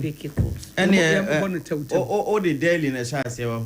ɛne mame nso memfa ne daily post de ama ya no pay sɛdeɛ wɔka Boku Senior High School die wɔde na Lagos Senior High School nso ɛde aba abeto so no wɔkyɛ sɛ ɛhɔ nipa mienu Lukuma ne Gideon wɔn nso saa ne yɛbɛfrɛ wɔn freedom na yɛkɔbɔ wɔn tuo ɛno nso na lewigu nso ka ho adisuafo mienu ɛna nsa na Boku die no nsa na Boku die ba nti ɛno nso Daily Post ɛde aba na post kro na post de aba bɛkyɛ sɛ wɔsono ma no wɔkyena wɔn mu bie saa flag bearership race no wɔn mu bie nomination form de ato hɔ wopɛ sɛ wobɛpere frankakurafoɔ di bra no nkwa de a wotim bɛfa forms nti wɔde ewura Frimpong Kodua Justin Foni aba betuma wɔn conference wɔn kɔɛ no wɔn nya gye no no tu mu sɛ wɔn nyi flag bearer before wɔn akɔyi polling stations ni ade saa no wɔn conclude ya na flag bearer ne die no ɛbɛba but wɔkyena date na apam de man ye bie to but wɔn bɛdi kan ayi polling stations ni nyina awia nsa na ɔma bɛyɛ flag bearer okay to ɔma anye baako no antum okay all right nti eno ene da ha no pay na emu nso na kyineye ma no nso de wɔn sra na aba abɔnten ɛfa akwatia parliamentary primaries no ho sɛdeɛ wɔn hyehyɛ tenti timetable na ba anopai unya Daily Post de Obokrata ɛda ha yɛbɔ so de ama yɛtiefo ɛno akyi wasan so de Brigadier General Paul Seidu Tanye Kulun no wɔde ne mfoni aba abam fine yemra na metam ya one Director General Ghana Powers and Harbour Authority ne mfoni de akyire ha ɛna wɔkyɛ sɛ wɔn mo ekra ne ma ba 24-hour economy no wɔn mfa ho bronya no wɔn nwe crackers na emuye ɛno akyi National Petroleum Authority nso wɔde nipa du no nan ɛna ɛba sɛ steering committee ya wɔn mo bɛboa ama 24-hour economy no wɔn timi asom ɛwɔ petroleum sector anopai Daily Post de Bokrata ne die bi ɛno no na sɛdeɛ wɔka attempt fail no Chronicle de Bokrata nso de aba abɛtoa na wɔsɛ ECOWAS Parliament na wɔn mpɛ sɛ ɔsahene yɛyi ne firi hɔ na nso amfoe wɔde yɛwura IGP mfoni ato akyire no wɔsesese wɔn mu a ɛfanya nsakwan de nneɛma bi fa yɛ boda ahodoɔ de kɔfa nsuo so na wɔn de agyapadeɛ dwane no yɛasɔ saafo no nyinaa aduam yɛaka wɔn tam no adwem nti ɛba sɛdeɛ wɔn bɛnya nneɛma awi a ɛnsi saa da te sɛdeɛ wɔn yɛ wɔ Asen North ɛne Ekwatia nom no anopa yi ɛno nso yɛ Chronicle no wɔ se yɛnka Lucas Sempa tidumienu ne yi mu aduanan ɛnwɔtwe everyone to whom much was given much is required wonderful na ɔde ato ha Okay. So we share the Ghanaian time the Obokrata and government get tough with Boko conflict. There's a Bokonto Hansen Sama said na Jwa Ekan no sana the Ghanaian Times, Ghana's most authoritative newspaper, and so Ade Akye say no and air so 1,200 excavators impounded which say excavators no edi adwuma no and for lands minister say galam say fight na air kono and yes be o matia da o mania brepa wo mo eye ho adwuma and as we share daily graphic the Obokrata say Ghana mourns that the lumba it was mining nyina yesu yenyina ya chetuntum yenyina kobre yenyina ya kire se baabi aduru de ano ayehye IGP Rampim Wasiedu awoda Ghana Police Service announce daily graphic odi aba se wato na moko asoase kwakwakohwe ewudie bi ekoso ene miamia no matimi ahye no mo de niam nyina SCCE army deploys forces in Boko, government evacuates students from Boko and Narerigu EDC ya no ano hye ese Boko secondary school no kra ya tum if says se shema bambo hunsem ejina Lieutenant General William Acheampong our chief of defense staff wo mo de nimfonyina ba beto a wo cheche mu se ensem ne ana motu o matu ne se asrafo no ye se police fo mo de monten na mema ma montiti bi ni fo no mra no mo ma famra no enye adwuma wo mo ena wo mu di ahim edi ade ncheche e wo Boko ne mpotemu ne se wo she daily graphic de Obokrata no so a wo de ho asem aba ena Ghana Tourism Authority Deputy Chief Executive Officer Yera Abeku Agri Santana wo de atu say uphold peace unity in tourist areas to attract investors. They are all can see a investors eba wo mo banks rahye wo mutimi gina mo na so na e ma sumdwemra wo na ye mfa se Boko so mo tourist site a wana beko ho eja dem a me ko Boko akoyere se bia matese ese bia mo waterfalls bi wo ho ana mo ba bia so very very nice ka utimi senka Ghana Tourism Authority betimi ama nkrofo aba ho ebi ko mo de egu wo mo schedule so wo mo de egu niema so akyerɛkyerɛ e wo mo website se Ghana de wo ba wo ko Boko a we wo ha wo ko Asante region ha wo ko Western region ha na wo mo te se Boko eja demu a wan na beko and sometimes no so unfortunately say true no wonder e be true so na afi na nko ya duru ho unfortunately say apamunim say we live in a global society and as I say wonim say sa social media na abentino say obi te se bibia si Boko nim say the whole Ghana that's the unfortunate thing obi te say yes Boko in Ghana na Ghana nyo chenkwada bi afi school mabubo mutuo there is a gunshot e waso ase nipa no nim say the entire country and they under siege eti na nye say ye beka say Boko nkwa because ye ti hey won say to be ye ti say Cote d'Ivoire BBC ye ti hey nim say the entire Cote d'Ivoire ba won na ye northern part of Cote d'Ivoire and na what is a Kano state e won Nigeria BBC a in Nigeria for the Boko Haram ba won nim say omo of the northern part of the country omo need the south but and ye mfa won say the northern part of the country obi nim say Boko Haram for it is a BBC here and affect only the people in Boko it affects the entire nation if it's any pan what Boko no e batagana ho enti ye besa asrafo no se kono omo kono nyame mo omo nyansa ne ntutuye no omo ntutu ne yie na asomdwemra because ase ade ba ko ama Boko conflict no da bi ejina mu ne se ye mfa bone nche wo ye me a me no anu ne afa do you enti si ekukusa ase hene da bi ye kukusa ase hene a obi so bewu o aji boni anka na emum komu nyina come to consensus say die si na sie wie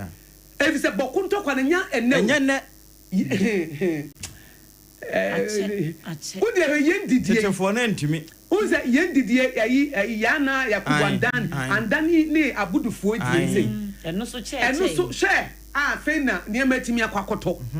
ena nti Boko de kusansi ni mampurusifo no ye besre wo mo fa nche o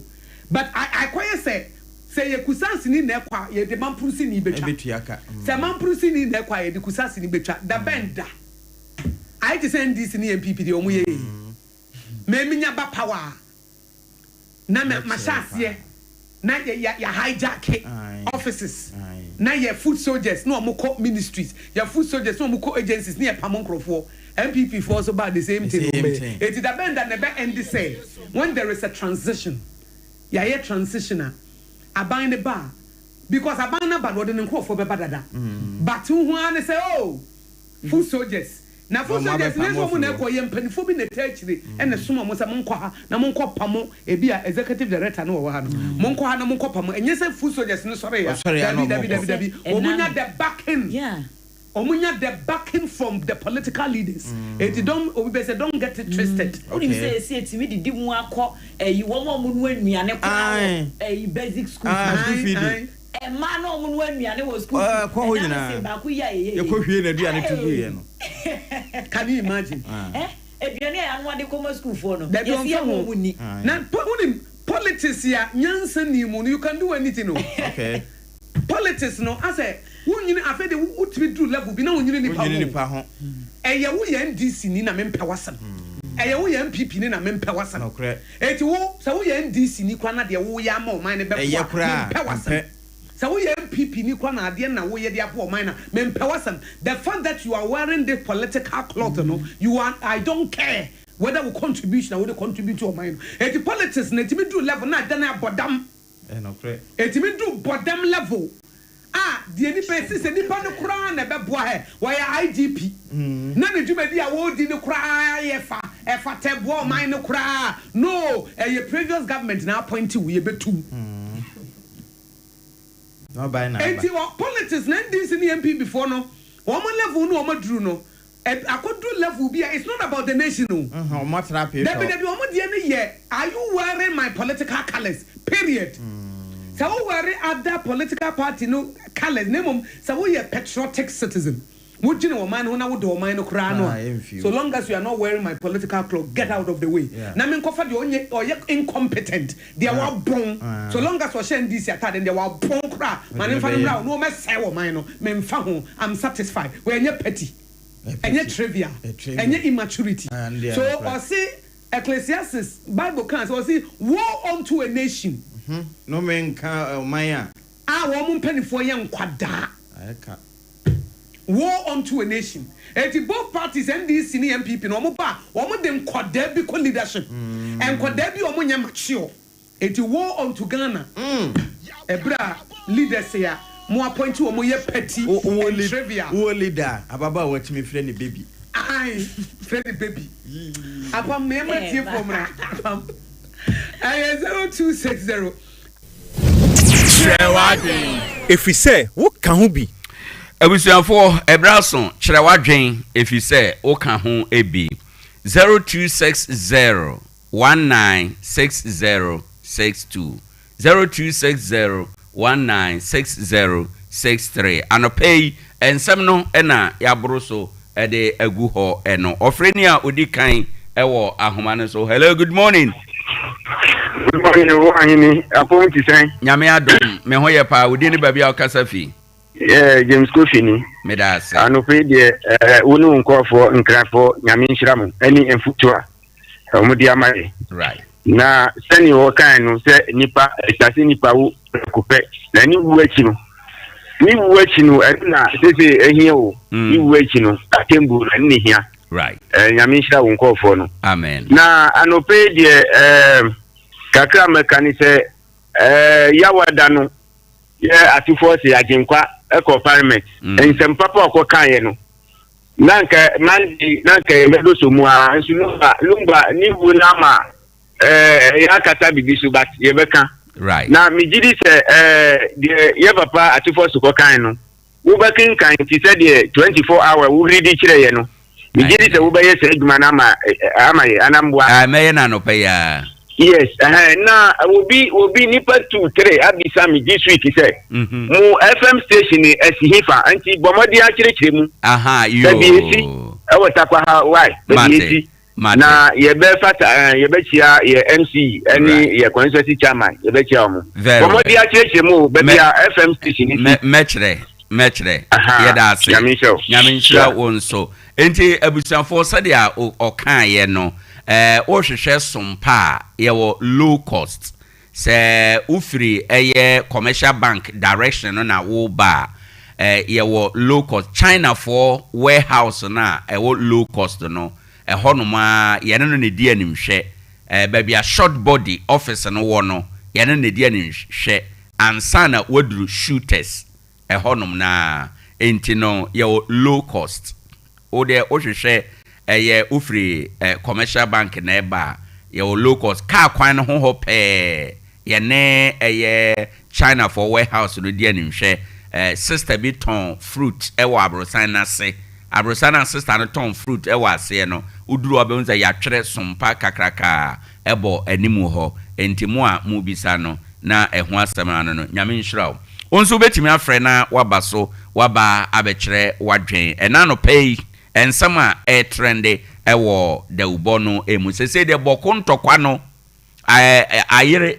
emu ayere pa ma ban kora yɛ sɛ da bi ne ɛkɔ no de yasoso ɔmo so akyɛ nti yɛ sɛ yɛ de aniɛden ewuram nti aban asakyera enhyehyɛe no mu no mienu wɔn kɔ akɔda ɛwɔ hɔ ɛnom afei sese ɔman Ghana mu ɛnɛ makunwe ma yabɔ wetuo yakunwe da ha ɛno nso yade a trende pa ɛwɔ ɛyɛ dawubɔ ɛnumu ɛnɛ anɔpɛi ɛna ama IGP ani abere IGP akɔ ɛyɛ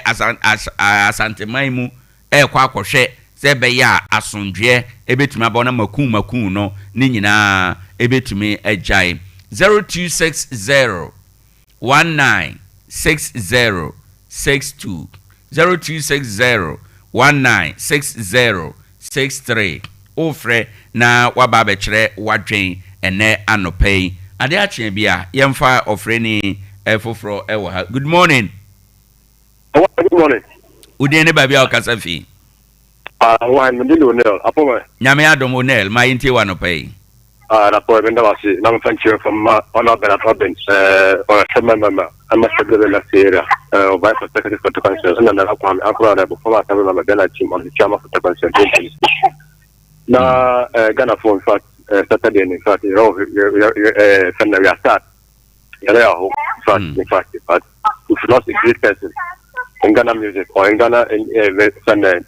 entertainment industry that Lumba they go be a couple on your coupon or on Cano. That was a follow so a couple of some Mbana and Nigerian and Mbani fast Ghana Godfrey great leader. Now many Owoahene in fact as soon as you Bokono and United United in fact because I'm from that place, I'm from Upper East. Okay. In fact I had it that's a Bokofo. When you know party elections, the current president of Koboko, in fact you see the policy we are doing there. Why in the do there we should be serious as a country. They are like so what power more? They are certain you cannot sign you cannot do what? You cannot prevent it. What by ma and you must be this kind of things so what by ma make it yeah. One thing you have to this is your open as well. Come on go for the president but these are some of the things which was happening in Bokono. Our current president, what was he saying? Also NPP got power and you know we see. The NPP need power, that of issue and see. It's on tape. But look at what is currently happening. So I come all kind. For Dr. Bamene, people, yes, but we do really see what them. Yeah, NPP party, the two of them, two of one thing. And the one who say NPP, I'm making any comment against it now. The rest of the politicians, so do with the, you do how, you do with the everything check. Make your politics, that I'm not for. Yes, we had a Sibebre, wait, my friend, our basso, Abia Betra. Good morning.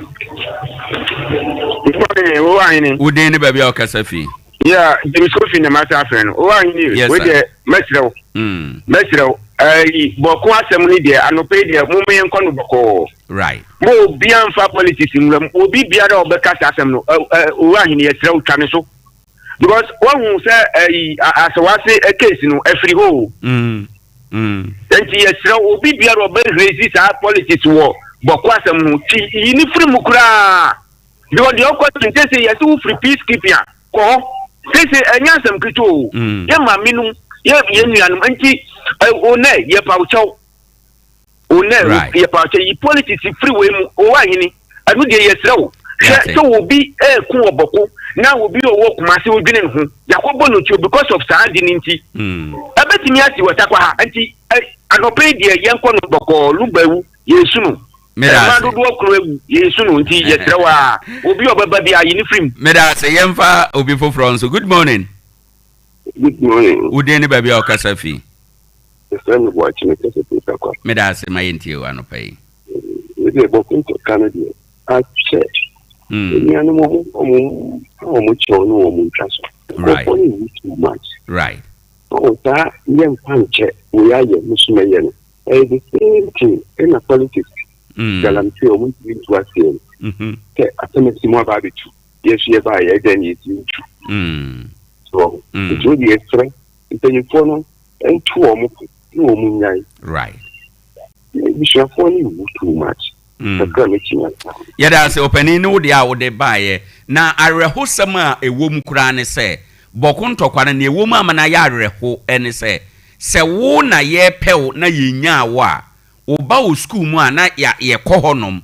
omukwa na yakase akwada no wanya hoho ye besra no omufre akwada na de ne baaye na etuo ten ya bonipa no tuo na yakum no se sukun kwada miensa ena yakum wo mo eye bokone na leregu enam so ma se kura secondary schools e wo ho no aban atotom GS atotom se aban se emran mu ayeden ekon mu ayeden enti o se dem pataden den ekohonom. Good morning. Yeah, Owoahene. Yes sir. Yeah, Mountanda was here. Menya so se asom be kan politics. And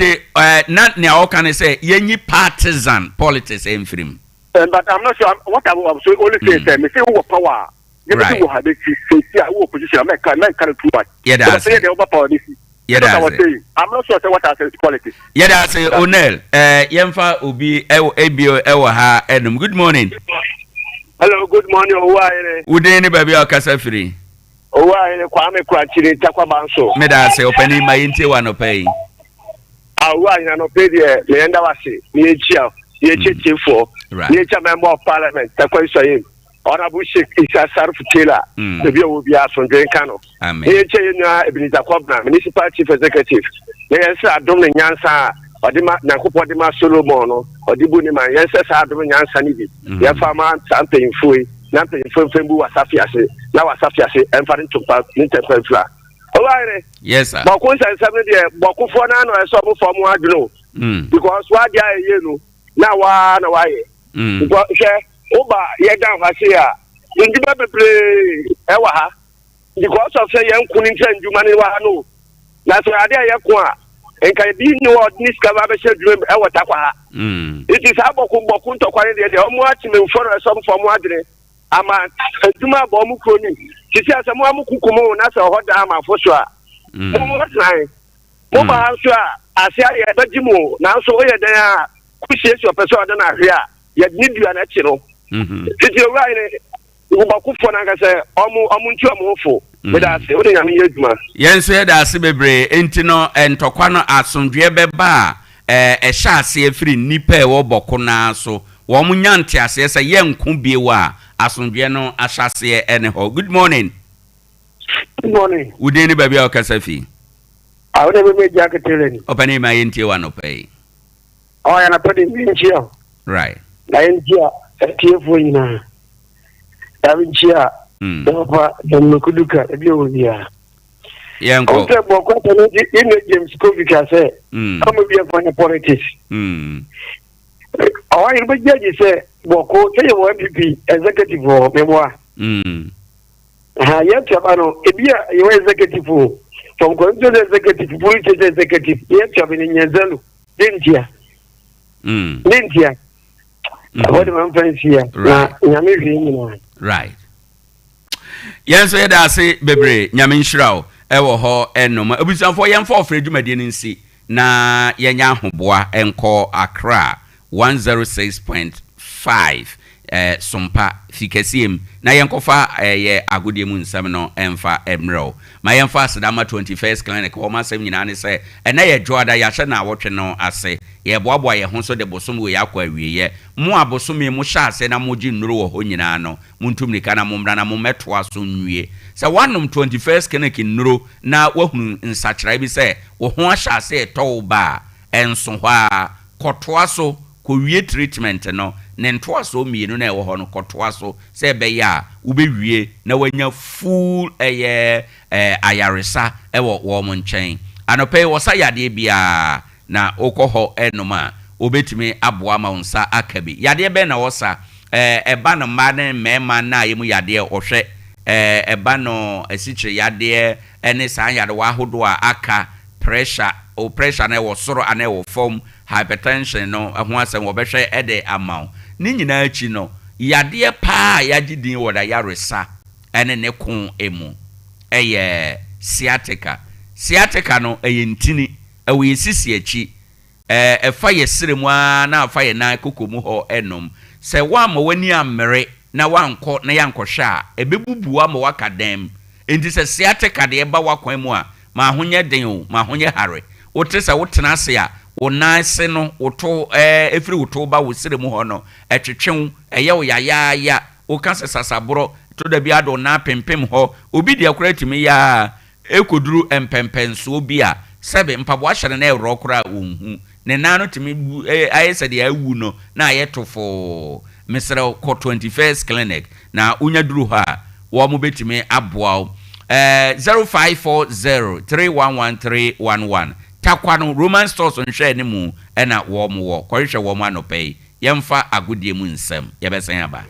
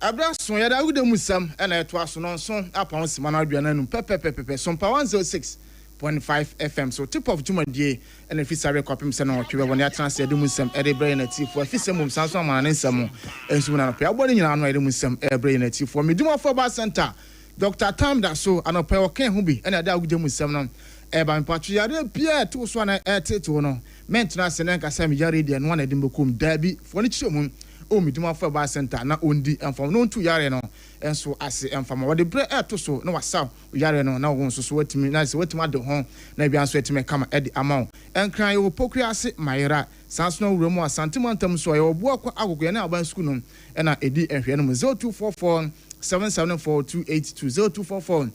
244 ensu papa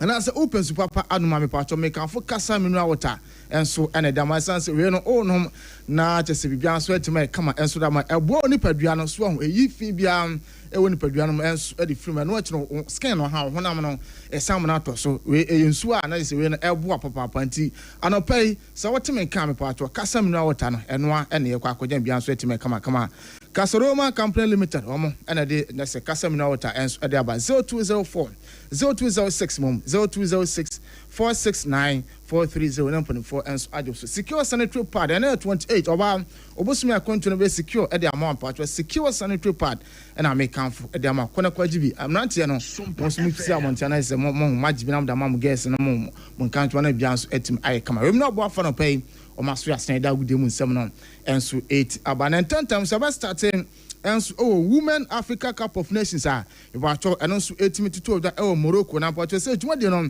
nyina etimi aba na wiye na Ghana the Black Queens of Ghana and the Bayana of South Africa and about the 3rd and 4th place na Ghana Jerene on 4-3 and as a 4-2 on penalties and a winner against my friend say South Africa and so on our pedum some Emma in a 4 nights no equals if you na me mendana and you na enyasem kutra kra or my friend said Nigeria the Super Falcons or many Morocco host nation and so any team buana came on na enyasem kutra kra after 23 minutes na Morocco ayen 2 et no bien say baby adunu de yada Morocco so etma host and win and so no achina you amanom enso etimi come back abetete kan emane be 3-2 it is anas 83rd minute and Nigeria ekunya penalty omza convert emane ko 3-2 20 ni nyina ba na wi no na say Nigeria and so Women Africa Cup of Nations no na NSI champions all man of pedum sem ema jenatie for old money so na ne ba na wi no na say awards do na enso etimi ko so fair play team Ekwadema Bayana of South Africa and I win a fair play team on so our home and watching them coach of the tournament enso ekodemo owura fans Justin Madugu ono and head coach enso adema omaya fans na se we no Super Falcons of Nigeria ono and head coach enso adema mo goalkeeper of the tournament no enso akoma Chiamaka Inadozi ono Nigeria goalkeeper ono and best goalkeeper no enso akoma top scorer no enso akoma edemo ababa fans Chibak ono ebono anas was 5 goals edema ome fence Morocco nto ono na rene na say top scorer ens ohonum na say overall player of the tournament ens ekwodema abo fence Rashidat Ajabadi ono na rene overall player of the tournament na pedem sem ma unity for ojwanem na no kasere Black Queens of Ghana ens team Alandia Ahwachi no nan ebo pa ho simana duasam na so team Lande Kotoka International Airport amno kasere the Black Queens of Ghana enso etima bane se bia so etima kamada mama na afterwards no ene ababo fans Jennifer Kujo edidi nko na bisa se mo ko na se mo hwe anum se ka tournament ga Ghana mo etima agesi mu na so na so etima akwa akwa se mo third place ni Jennifer enseme ojene se na Jennifer Kujo entin sema ono so after se Ghana be no or the 2 year ni. And I feel amazing. We wish we would have been in the final, but we are so thankful and grateful for being in the 10th place, and it's just everything that we worked for. It just came to pass. We are just happy, and I'm excited. I'm grateful for the opportunity. Yes. All right. This is return on investment. Every single thing that the GFA has done for women's football. Do you think it's enough dividend? I mean, there's a progress now, so we hope that in the future there's going to be more investments into women's soccer in Ghana, and we'll get more out of it. So, but for now, it's getting better than it used to be. Yeah. Tell me what you're going to do with this bronze money when you get to Ghana. I mean, and to end some of our friends Jennifer Kujo skipper at the Black Queens of Ghana and so na anyone kwana kasa our friends Chantal boy tournament na mo dem no na eno so na onu chema tournament o makono is a privilege o manya platform no nti o ma sama fie the next one o mo bo homodim bia so mo so bitima je de so na so. Of course, it's a step in the right direction. You're seeing game by game we was improving, and yeah, it's a stepping stone for us. It's a landmark, and we build from that. So we can see what happens in the future, and we've got a platform to push on from now. So yeah. Thank you so much. Who wants your bronze medal, please? Oh, not where it was. It's here. And to end some of our friends, Santa boy, and so I to Jana Pedam, some for wedding. So away from her, nice and leading come on, and from Kumasi as Santa Kotokwa. So, no more before I ever call Kotokono. You will say Dream FC officially, or my confirm reference Rainford Dorman as head coach. And they say next season, reference Rainford Dorman or no, and about the head coach at the Dreams FC. Now, I asked some coach, is it here? Penfoina confirms Rainford Dorman or no. And Dreams FC or my head coach and former one of Perimus for which wedding. So if I took to Nianco Kumasa, Sano Kotoko didn't come cram or Kotoko, and so I said Toyota Capona, and also 18 Eba, so now I was South Africa, now Santi Kotoko, and a Kaiser Chief, and a boy 90 minutes, Obian Fabo, Antonio Quatanes, Gromo into penalties, and a Santi Kotoko, a share me and my Kaiser Chief. And so 18 minutes. Jordan Yabana Renas and Kotoko Toyota Cup 2025 and Kotoko and so and team champions and so now after they came, you know the first Abdul Karim Zito and so they did in Kwana Bizan say move tournament and I said match with him. Now my home not ASA. To winning the end of the day, I'm satisfied with the way my possible. But tactically also I'm also satisfied because I know for sure you have been through the process before me. And with the new players, definitely I will not get what I wanted. But at least I assigned them certain responsibilities. And I was looking at it for them to do it. And I know at the end of the day, we might win by 1 or it goes to draw. That was my thinking. Because when you watch, we didn't attack too much. But defensively, we were ready for you. Because seriously, I don't have to go to match you because you are ahead. In terms of preparation, in terms of team cohesion, and so you are ahead of me. So definitely I have to use my sense of judgment to go according to the players I'm having. Because that's what I did today. You used your sense of judgment, coach, but the players executed what you said because they did sit a little deep, and that's what you just said now. Yes, as I told you, because of consistency, we don't have it. You understand me? you look at the boys play. Even they were even tired in some points. So I have to be changing. Why? Because we've not started running as usual as the preseason demands. But we started doing, you know, back in Ghana, we just won the FA, we just won the present cup. And to end some reference Abdul Karim Zito Sariki and so Eritrean Peremusem my United for old one so now or someone players on and so Abaso no Ochima is any players on and so at in the system I say no more come out to be a man, especially as a cap is on command only players in Eddie. Now players no so no at I say. Biggest take home is one, my boss have now tasted what African competition will be. When you look at the supporters, the atmosphere, the shouting, the this and that. You see, they've been through. So anytime we go to any African countries, you just ask yourself the definition of experience, what you've done before. When you are coming to do it, they will say, "Oh, experience." What I say. So now they have the experience of the way the crowd is, the way the ball is. Seriously, these people play like an European team.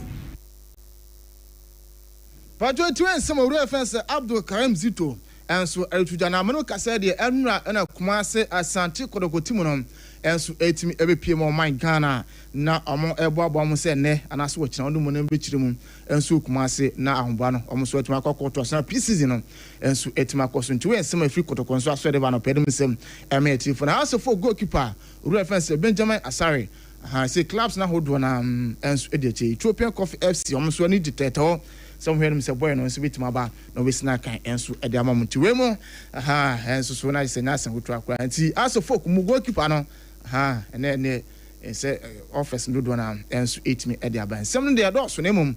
secure sanitary part and a power can be and I would do some airborne ban, obviously, I contribute secure the man part to make a secure sanitary part and at the about you open to Papa and Mammy part or a casa mineral water and I would GB and a pronounce with my boy and a at to make a mac one or one so. Odibia masasa na otwe programs how do ekwa nyina na kasa me no water na ye de serve awase enti kwajibi e bia so enti me kama kama duma fa ba center so ama me na ama hwan na bi dia ma o ye na fabra no fabra nto so na wontu ase emfa amankran ye opoku ase mara sans na santimantam ye obu akwa agogo fa ya ne ko na doctor enti ase na bia so enti me kama kama we mu na obu afa no pa yes de bia o mo kan ho na ye dane ya hu tiawa ha ya ase yanko yemfa mana ne nsam no Native form to Sompa 106.5 FM. So now, say some of them, that to do now, and also 8 because so. Now, my fan starting, say and chair and a Euros, and I say, when a club work up, and also 18 Eba Nari and now, final game on near between Team of France, Chelsea, and a Paris Saint Germain, and I say PSG, and so and 18 when I gave the Banari and a reference Louis Enrique. Next, so on a Joe Pedro Nelson to Kwamas and then some good reference Louis Enrique, a copy of reference Joe Pedro, and so I don't know Fanano, and I say I had FIFA, and so to me so so me investigation and so Honano Pen to tell teachers or reference Louis Enrique on and putting 4 and so at him I'm on 1 year ban. Aha, and I say when 18, that 18 months, and I say when you're 6 months on, I fit and I must mean Sam, so opening us will come and some ground bank cowboy crumble of each other on her. And on what man now them say oh having to when small FIFA and so at about 200 pedum some MIT form which went to reference to Louis Enrique on 24 and so on the table extra one pedum some MIT for now reference Luis Diaz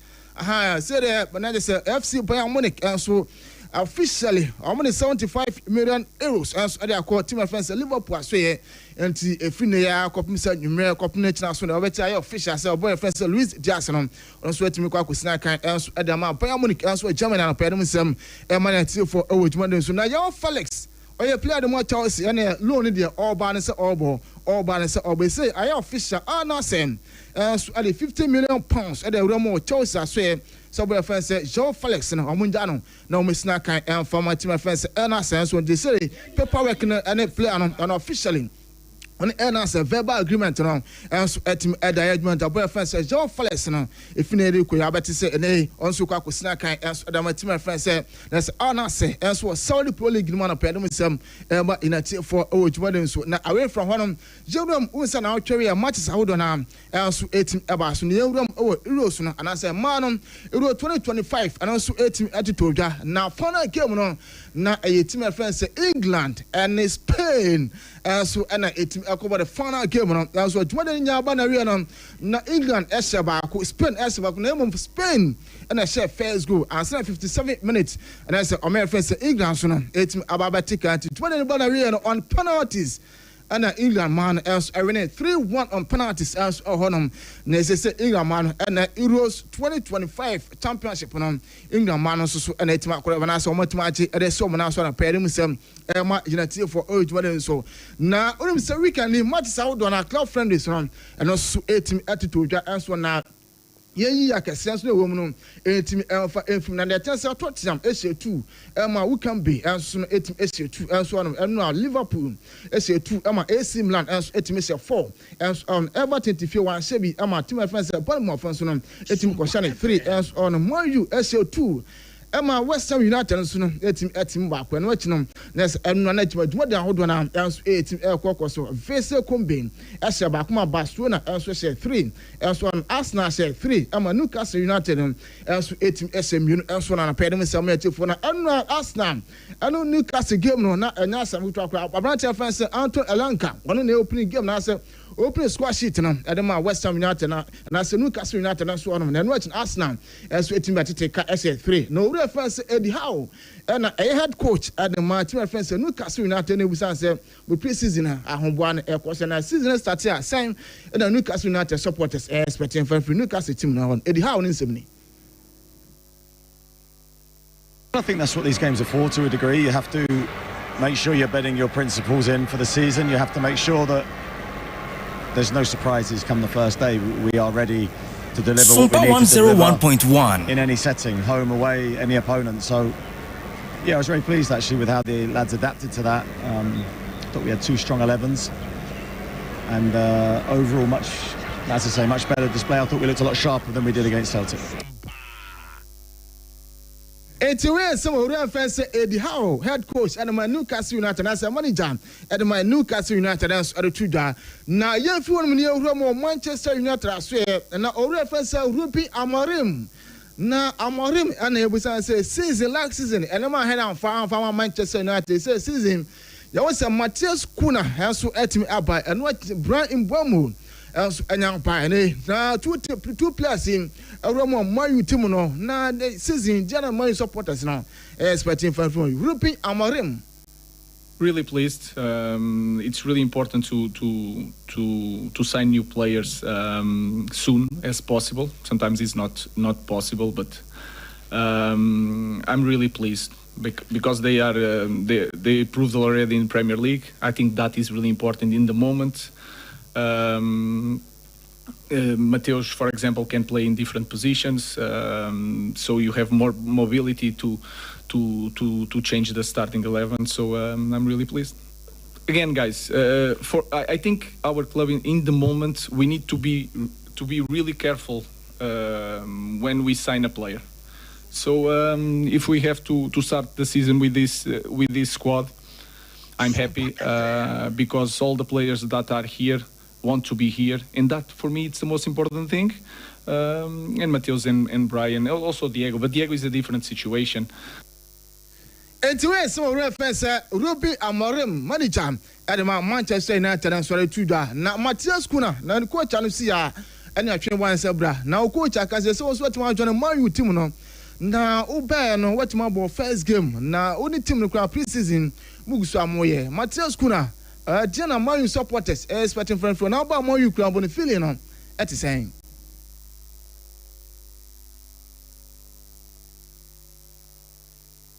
Sompa 101.1. The pressure in this club is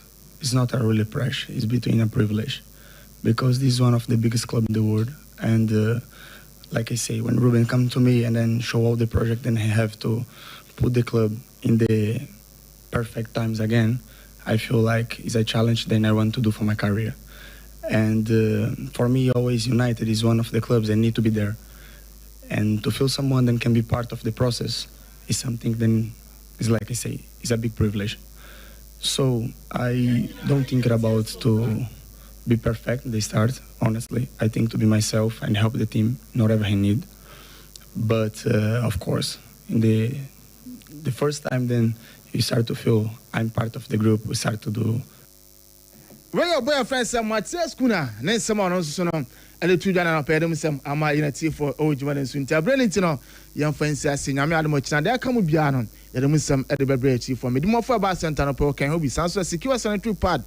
Casamina water. We will not buff on a pompager. This so my battery sweat. I would do seminar. And so a triple A mine. A chapia upon that and above. What's the Nina? And so at the mammy and Minuel Ransford at the call Facebook. Your friend Suffolk and Tanka. Yes, sorry. Now first service and sweat me at also.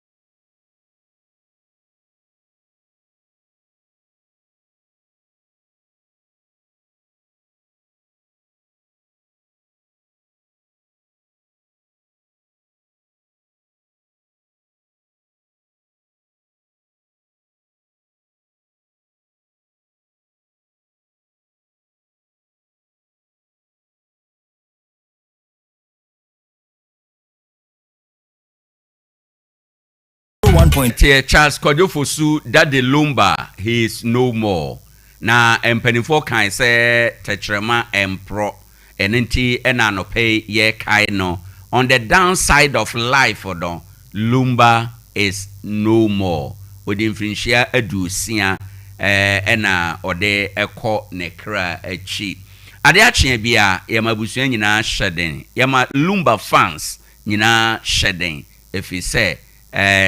sana obi abekọ no said the Bible kan ye no o say owo no de etwa so onipa wuo na owo no achi atemuo ewo ho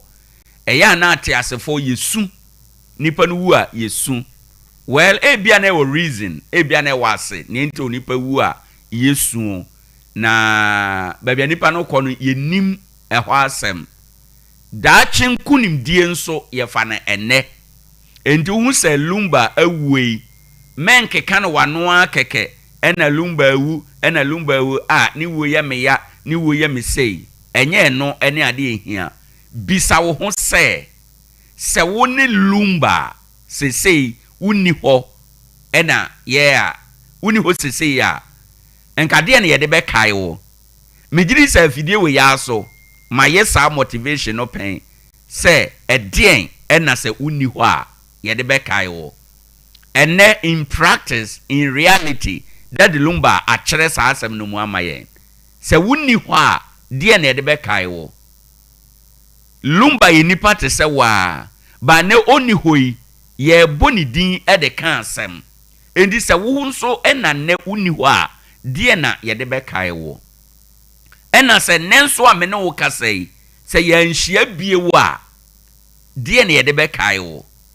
nampo asase we so kura achi no baabi a wo koro no okwa yemfa ne se o we o teka mu na ekọ ana kwan bi omofa so omukọ ho no onam saa kwan no so ukoduru ya be hia okwan ya bisa okwan so ya bisa wo say o ba na asase so ye amane be na obebo enenti enuanom yemfa lumba wuyi eho na yenye ye ho ayie said amachi de kan ye say obi ayi ase na ye ho ayie fa lumba wuyi eho na de bia wotosini wo mu dare wadwene ene wakwan fa lumba wuyi ho na fa bu nkomposhe wachi ade bia wotosini ewo mu ko wachi na kokora no onipa bia wone no enkasa ko ne nchen na ne nkobom ansa na nabone na ba efise akwanya no ye enne a wote ase mogya ni nso di afurisane ewo mu se wantumi ni nipa nka mom na se wunya wu a empaye bie ni ho aye bebo ama wa be ye adwuma sabre ya wote ase yi ene sese usiesie babia uwu a obekọ sadia ne wo ye adwuma oda chinti unya sika udi bi kosie bank no sana ewo se wodwen okra na eti umu no eho na usiesie babia okra no se ne ofi umu a hefa ena obekọ obi a woni gidie na me de me gidie no kire me se wona wo muka se uwu a na asa uwu a na wawu me ba cho enye nokre ema obi a na adawo uwu a ensaye fi se bible say etwa se onipa wu preko na owuo na chi atemuo ewo ho se owuo na chi atemuo wo ho de a na ekire se ewo se wu nipa ewo se wo ye won kwan na aka kakra yi baby a waduru bia to break na san kai wachi kai baby ofri hwe ase na sachira wadwen kai baby a wuto osini na san ko na kokora neema efise abofo da so wo wi ase hai this is the time e wo se wo sachira wadwen na wo mutimi eboa wo entwen emma wuja enum ansa entwen ma unuru wo hye ho ansa bible say kai obofo ewo wo mrante brem ansa na enabone aba lumba ne nabone ena aba no baby a okro nyame na mabu naten na minim sade a okono ene de wo awurade nsam ba ne amepesa meka se owo ade papa bia be ya aba wieye so owo asem papa bia be kan aba wieye ene oda hoyi se otekasa na se waye na dwempo se opesenka a mehunu yanka me yewe aka achi efise oni sa akwanya no biem enti wo de otiase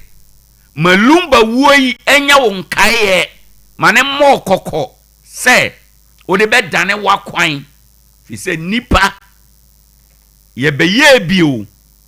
na ye nka asase wo se beja ho akọ the bible say kai wo bofo ewo umrante brem na no na me kan se mi kire ofidie so se Isaiah eka se ohene Huzia ewu ye ena ohunu awurade ma yemmo so de enkansem ma osoro emfa nkai wo se lumba wuye ena wodi hunu awurade lumba wuye ena ade sachira wakwan lumba wuye ena wani ba wo ho so se sani ameye nyina no dakuru bi ba metwa so mejaimu meduru me hye ho oto milk ewo expiring date oto samina ewo expiring date oto milo ewo expiring date ade bia nipa ye owiase wo expiring date na nipa yenso ye wo expiring date enso yenim ade anyame de ahinta yen enyo obia na ehunu enti ebia se binim se ochena na mewu a metenetene makwan but the sense yennim no ebetimi ato mpofrem sa temuda nya maya impofrem wuo ewo ho enti malumba wuoi enkai wo na mo kokose nipa no ko baako mienu no ochena ebetimi ayewo enti se fa ho se woni lumba odafomo ene ya forget about din kura wo beja nachi baby a wo kro no ye bisa wo ekwan so a wo betimi abo amane na amane ben ena obebo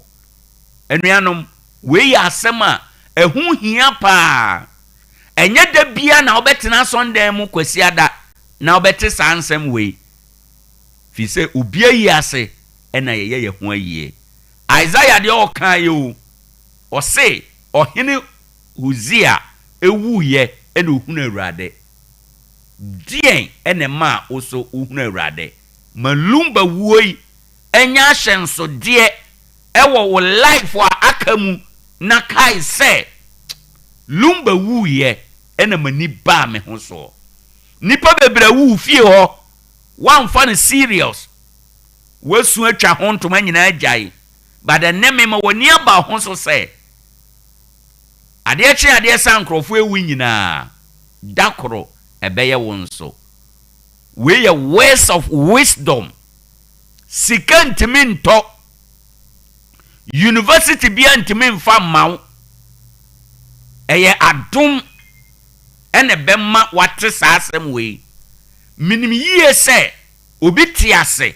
ene ena o tie asema meka ya nke no nko aye ajapade kese edema no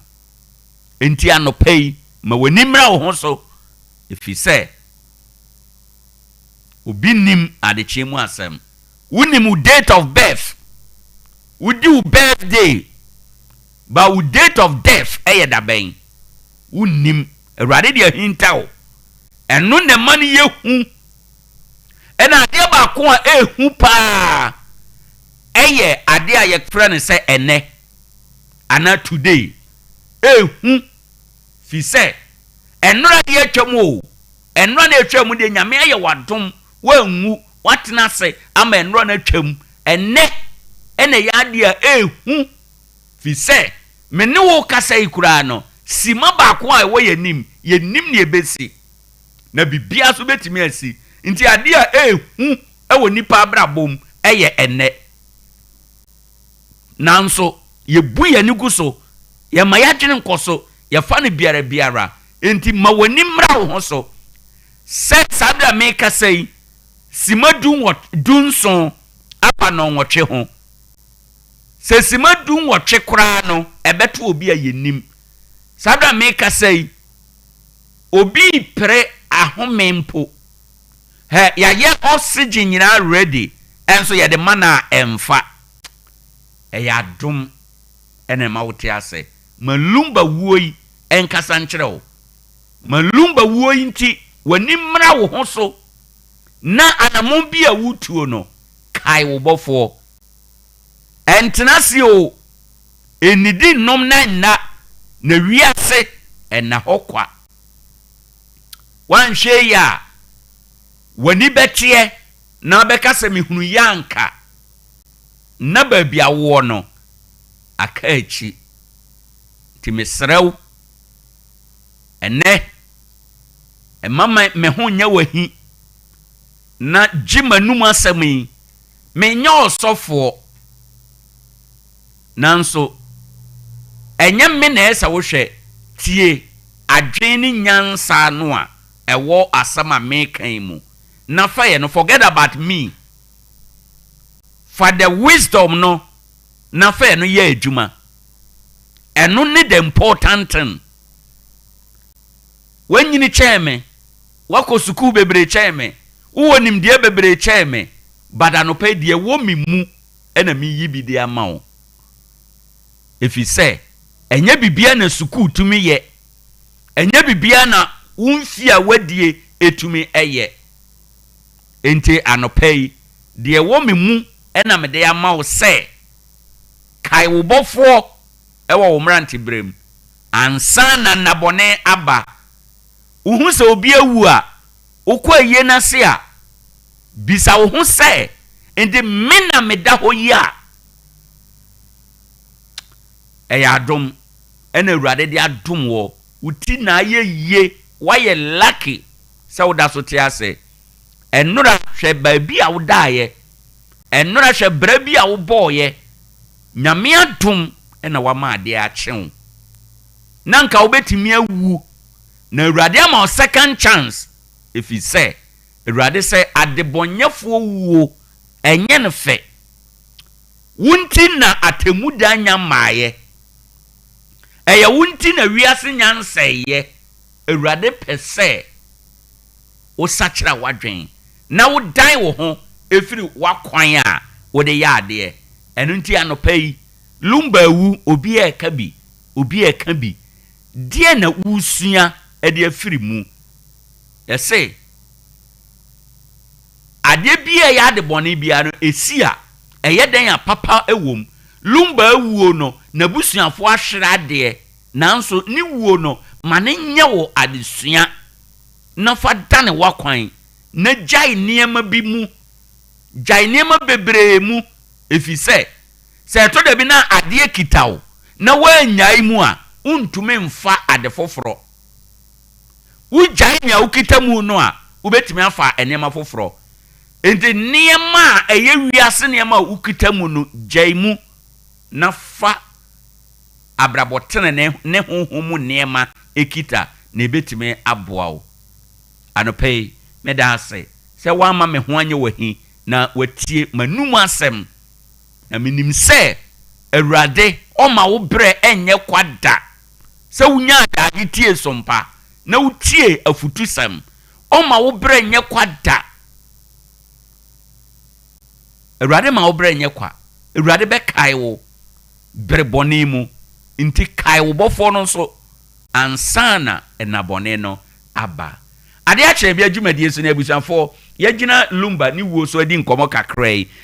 yenkwe na anopai yenkofa assets abusanfo nanka sede ameka kire wo no nanka ye ne yewura nana kwame a dodo na friend short body na ye no arrange a program but unfortunately wa my last minute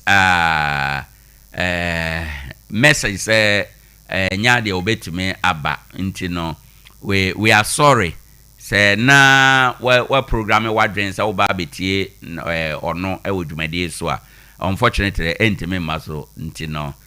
yesere momfa encheyen any inconvenience bi a akoso de ama mo agendas momfa encheyen yemfa assetes ene anopei ewo ha enom emfa emra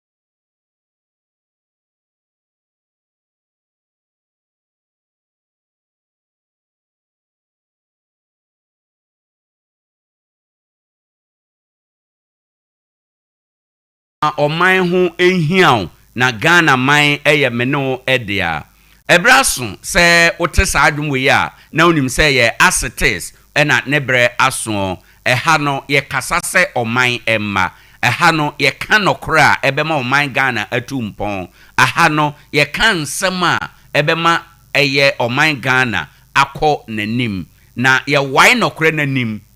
nokra na ya wa anim nti ebia ebetwiwu ebia ebeka na ede etiawo ana ebekoyi ede amao enti no yeguso a yede assetes enso emao na yatoaso ede akọ yanim ewo ha enom na ne on assetes no dia yede ebre wo no yatodin say the unethical use of social media in Ghana kwambonia ye faso na yede yefa so edi social media adwuma oman Ghana emu eno na anopei mepese yede edi enkomo kakra anopei enkomo a yepese yedie no ene se social media ade a no kwasem ne se sei enipa ahodo sei enema ewo yeman emu na yenyina ye ni da kwan se social media eba na aba beboa oman no social media eba beboa yasetena ama yasetena atume akọ enkan nanso nokre pa ewom ni se anuanom social media eba ababeye adesoa na sei yeman Ghana sei yesu se Ghana for say yentete yese Ghana for if you say and in the name of social media ntino abraboni suban bia ordinary Ghana ni akoda entumi mono ene social media ntino obia ebo sabra no ebi oko aman ahodo so a social media aboa ama asetena etumpon social media den kan kro ma nipa brabo social media den kan kro ma adwumaye social media den kan kro ma nkitahudi ahodo bebre ba sa wo ba ye man Ghana mu a anuanom social media abedane nome de amaye social media abeye curse de amaye the negative aspect of social media ena prevail ewo Ghana ha unlike other jurisdiction the positive aspect of social media ena omode adwuma no ye ha de social media abedane no me ene social media nti akoda kuma mobonse otumi tena social media so na wa horo opani bia obetima ye ne papa obetima ye ne nana obetima ye ne maame na wa horo no poto in the name of social media ene social media nti ye di asofo atem social media nti ye di politicians atem ofa Ghana constitutional or say the first gentleman the president na obe precede over obia he is the first person ewo Ghana ha the president but now in the name of social media yetimi di president atem unfortunately wote ensam bi o social media so a sa wo ye Kristo ni kura na you are tempted say e was say ufiri social media so if you say ensam no bi a wote no ensese o Kristo ni waso ana ogidini ensese waso ete sansem no eto ne in the name of social media ntino sadema we nyina ekoso ewo ye manmu ene social media be fa ya mamra to atwene ene social media be fa ntete pa ato atwene ene social media eba ye ema ye nhunu pani ena ye nhunu mofra efi se ene ye nyina obi atiesim ena obi a eye nia ewo se oye enkomo ne nsem bia kane abofra untumi kan badwam me ye radio adwuman me ne asamba ko bi esi maniso na menkan no badwam nti nipa bebre nim one of my principles me de ye radio adwuma me kan say asemo a mintumi kan no ahemfie menka wo radio so me kan say asema me papa ene me maami gina ho a mintumi nka ewo ho no menka ewo radio so and it has been one of my watch words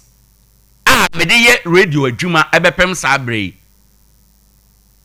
anti enya nwanwa say radio presenters bebre nya problems no me mfa ntumi ho ba minya bi if you say I am very careful ewo niema me di efie nyansa bata adwuma meye no ho because suku nyansa nko na efie nyansa nko mede efie nyansa eka sukuu de no ho na mede aye adwuma nanso ene social media boa essay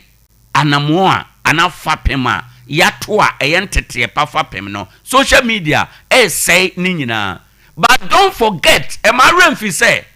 enema ekoso social media so nyina no e wo legal implications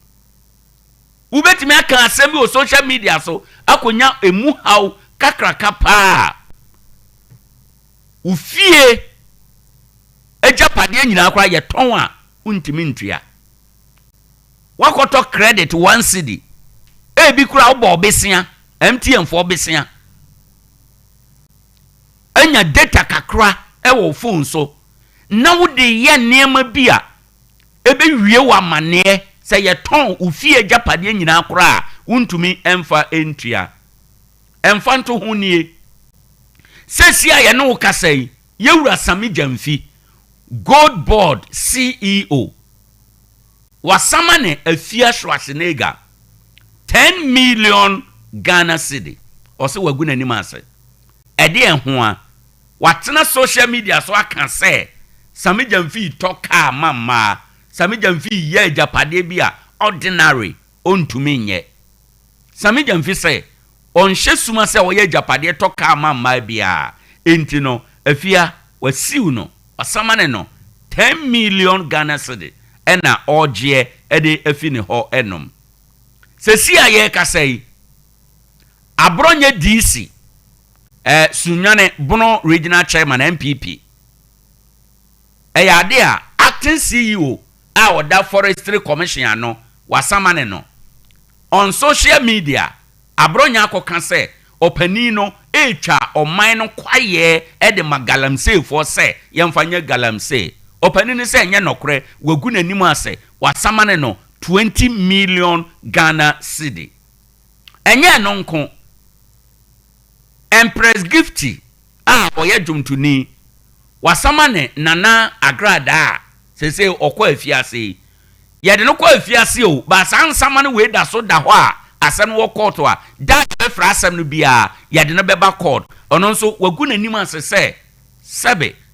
owo yade HIV in the name of social media unim pefe se minim ye se agrada nim pefe se sasam na oka no oboa enye nokre but in the name of social media wanya kokoduro eka sasam we ene 20 million Ghana cedi despite say or prison say we yedina sem no na odifo a is either sika 20 million we obetua but obi a owo prison obeye de tua saa to aye adwa tua saa 20 million Ghana cedis in case say odifo a endi abusuafo ne ayeka no enye celebrities enko ho asem na yeka wo social media ade no ko ye nyina ya setena ene yade ye enyina mu na ne ameka nyina ne se ade no kra ne ehu social media no awura ama say social media no awura traditional media no mu ene television stations ene TV stations radio stations eni patimi tena radio stations no so omu sua de ayeye wo social media no so fi say obi tena social media so na waka asem a adanse bia ni ho na wagya ne hopotosa na okọ ene awura radio nyina ene TV mu radio ni TV a womo na ese nko mo kyerɛkyerɛ enema papa no ene social media nti radio ni TV binum wo ho enom a yetena se makwan ema obi atimi ka asem a opɛ efa ne ho di asem a yemmodin nyina nkofo timi tena radio ni TV so eka sa ansam no nyina ewo ho enom oman no hin na ye kro oman no eseye o na anyansafo nsore oman no enema echia enti muma yantoto enema eye sebe ya ebetimi aboa ye nyinada ama bibia etumi akọ enkan na enti a omo ye saa nema we nyina omo ye saa nema we nyina se be ya obetrende se be ya obenya din se obeye be se enti enne awurawura ama ensam trofo kra omo wonteteye enne adum pempenso se wo ye nsam troni na oka sabe nyansasem kra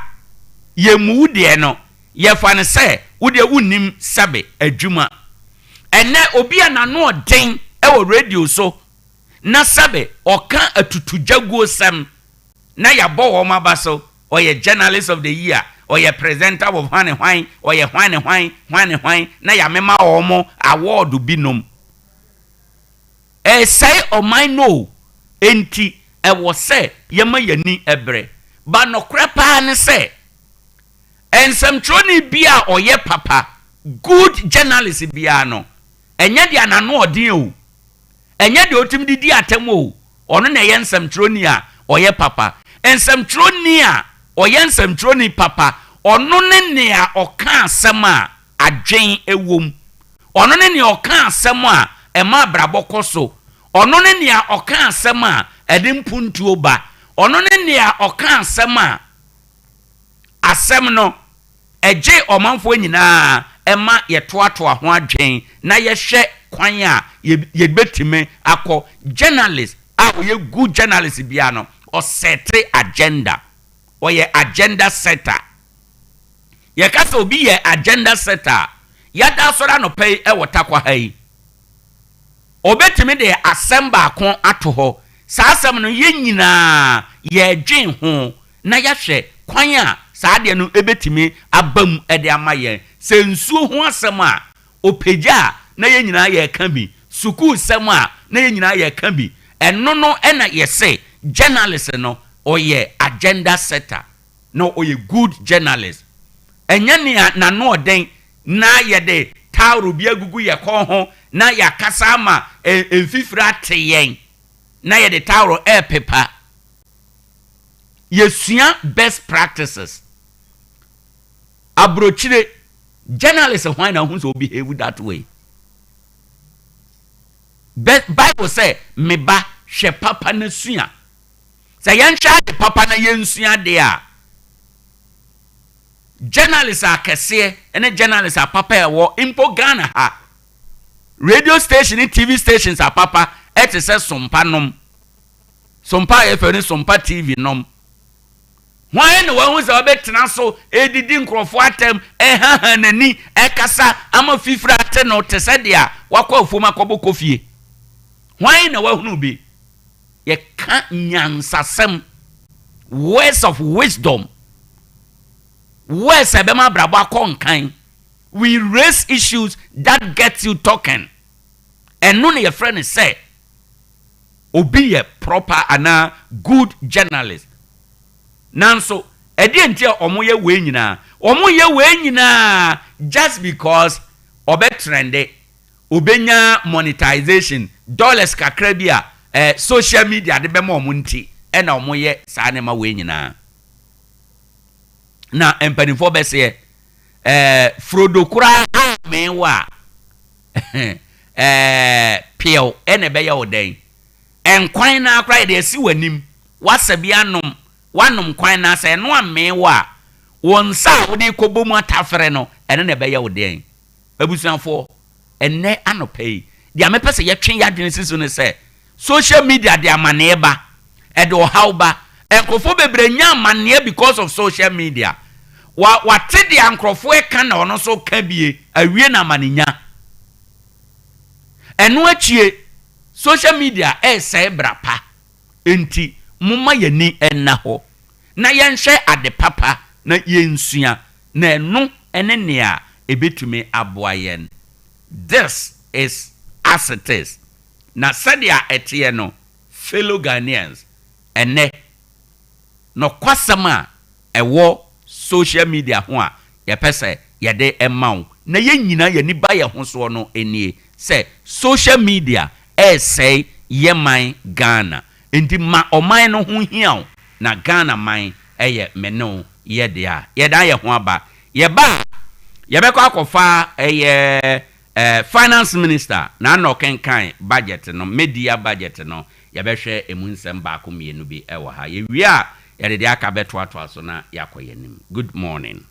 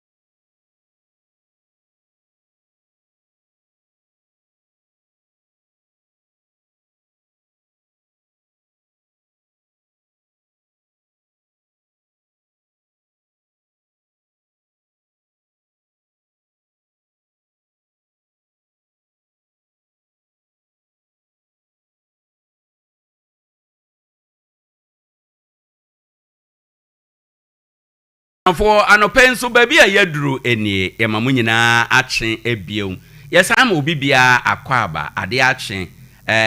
radio bia botaye ene se yebe inform public no yebe educate public no na afei ya entertain entino yewo bribi wo ho a yema entertainment yewo bribi wo ho a yema education yewo bribi wo ho a yema information yekane nyina bomu a eno enema society enyini efi se o information o education na unya entertainment eka ho a ebetumi aboa ama bibia etumi akọ enkan ede amao enti no yenhye eno enso na yentumi enko yenim sede a yahhehye no pepepe ewo ha enom na no yawada ena eye finance minister eko parliament na parliament na okoye no okoye afenum paimu okokyerɛkyerɛ yesikasɛm sɛdeɛ yesikasɛm no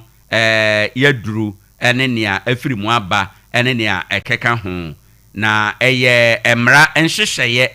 ena ema kwan saa sɛ afibia no yeye budget na ne mpaimu no wo sɛ okɔ parliament ho na okokenkan ede ekyere yenyina na baabi wo ho a omukọ na omukọ kenkan a omugibika ho meka so omugibika ho a omu ekopɛ yekopɛ sika no bi ede ka ho ewo ho enom ena baabi wo ho enso a omukọ a omunkɔgye bibia enka ho na mom omukɔ kyerɛkyerɛ ensɛm no mu sɛde a asisie ewo ho ene nea akoso ene ne keka ho enyina na anopai sɛde a yeye yedwumadie no finance minister akasa na yasɛde ne sɛ yɛbɛkyerɛkyerɛ mu de amawo na obɛte nsɛm ɔka ye no bi ase ene nsɛm no na gina so budget na ɔkɔ ready ye no na gina so eye de wo hia nti anopai ye ba bɛyɛ saa adwuma no enso ede amawo enti ya na wahye eno enso ewo ha enom na anopai sɛde amɛyɛ no nie medical na mafa budget no sɛde a finance minister kenkan ye no na gina so a odi gina the key take away ewo mu no mekenkan eno afa ye wi a meyi nsɛm no bi maako nkrenkre na mabobobobo so saa nsɛm a mɛbobɔ so no ken bɛboa me na ɔde atoto so ɛde amemayen ye wi a na ye di nkɔmɔ ba sɛsia yi de medi kan abobɔ so bra ken ɛboaboa ne ho ɛwɔ ɛhɔ ɛnom no saa budget no a yewura finance minister Dr. Kesel Atoforsen okokenkan ye no ogina omampani John Dramani Mahama anaimu ena okokenkan ye fi se budget bia no eye omampani na ote akonwa so no ne dia eye ono ne budget enti no budget no is for the president and the finance minister no kenkan budget na okenkan no for and on behalf of the president enti no nano yawada no okugina omampani anaimu ena okenkan budget no manya daje akenkan nsem no emu na sei na me bone tofa ma bono akuakuo edu ma group no ewo 10 key points ena Dr. Forsen ne presentation no epiemu ebaye dia edin kan pa no request for extra funds. Finance minister call kind budget no. Budget a yahunu nyina no. Empem bebre sa omukọ afe no pa mu na omukọ a ya na omusan ko sere sika no bi ka ho. Se abosumi nsia aka no, ye sika aka no enso yen enti moma ye bi nka ho. Na finance minister ni okoye ne ya wadai. Wanko sere sika no ebi anka ho na wansre sika no eyade a sononko entansi ebi asikura mpo a esi ye ache ewo ye manmu media budget ne de mpem bebre ekokosre sika de ka ho dia omadi kan enya na finance minister Atoforsen okọ media review no wankwankwaje sika ne bi anka ho wade tuja se ye GDP no ye japade ne nyuma ye omamu nyina ye kekabo mu a abosumi nsia atwamu yi anyini eye 4%. Afi ye GDP na oil enka ho non oil GDP no eno nso no enyini 4.8%. Ena ye inflation no ade a se ejina 11.9% eho no na o hwe ni mu se ebegina ma yede afe no akọ na wiye ewo ho enum de tosumi no public debt no a drop eswate Ghana man ye ka yede finance minister Ewura Atoforsen echiremu ese eyade a sesi a ye kasai eno eye nia yeka yede se oman no eso ate ede abafom ye afi 2024 December bosome mu no na yeka yede ye public debt no na 726.7 billion 2024 na yeka yede no bosome nsia atwamu yeka no eso ate 113.7 billion enti abeka yeka no 613 billion every January ebesi June ti yeka yede public debt no eso ate ewo ho enom afi odi GDP yeka yede no se odi toto ye japade a ye wo nyina ho a ye japade a ye wo no emu nchichemu ohanchemu adusia ba ko akire pɔnwɔtwe ewo 2024 afiri honom enam kana so atenti no aba ohanchemu aduanan miensa akire pɔ enwɔtwe ewo ho enum we ni de edi kan ewo yabakɔsɛmu a sese yetumi abo moden ama yenya negative debt accumulation eno ewo ho enum chese we ni de edi kan a yeka no ayese esotie na ebi emma emeka ho ewo ho enum afei eyade se minister Atoforsen de tudwa se oko customs baabi a omje to edema oman Ghana no a enam keta asehye ne koro no a ekoso ewo ho nti no eyade a sika esenka yenya ewo ho no abosomi nsia ya atwamu no esoteye 1.6 billion Ghana cedi enam keta asehye ne koro no a ekoso ewo ho enti eyade a sesi a ye kasai no hyehyeye a waye ede agu akwan mu ene se obeboa na womode artificial intelligence AI no womode bi akọ baabi a custom for ye woma dwuma no na afenso no woma hwe baabi a ye charge cargo no yakodi ye de yani artificial intelligence no akọ akodi akire aboa yen se ebe ya ebetumi ama eye oman no ya setena ene yenkan kro no etumi awie peye ewo ho enom ede amaye fi se de ankrofo esi ebo krono ewo ho enom no enye ade a eye aniso ewo ho enom enti no eye de a ode atudwa se ne a oba aba abeye ne ewo eho enom eno ene de a ode aba ewo nkomo no emu enti yensha no nsom afa de etoso enan de etoso enan a maka cho se machemu enum de etoso enan a mepese meka ho asem enie de etoso enan a mepese meka ho se eye audit into 55 stalled infrastructure project yewura atoforsen budget no mu okenkan kire ye se ade a sesi a ye kasai no wo enuma makomako adunum enum 55 project bi ewo ho a sa project ne nyina akakwan mu contractor fo eye adwuma no wo ma free side wo ma jai adwuma no eyo ne nyina ne se ho sikasam no eni ho ena afi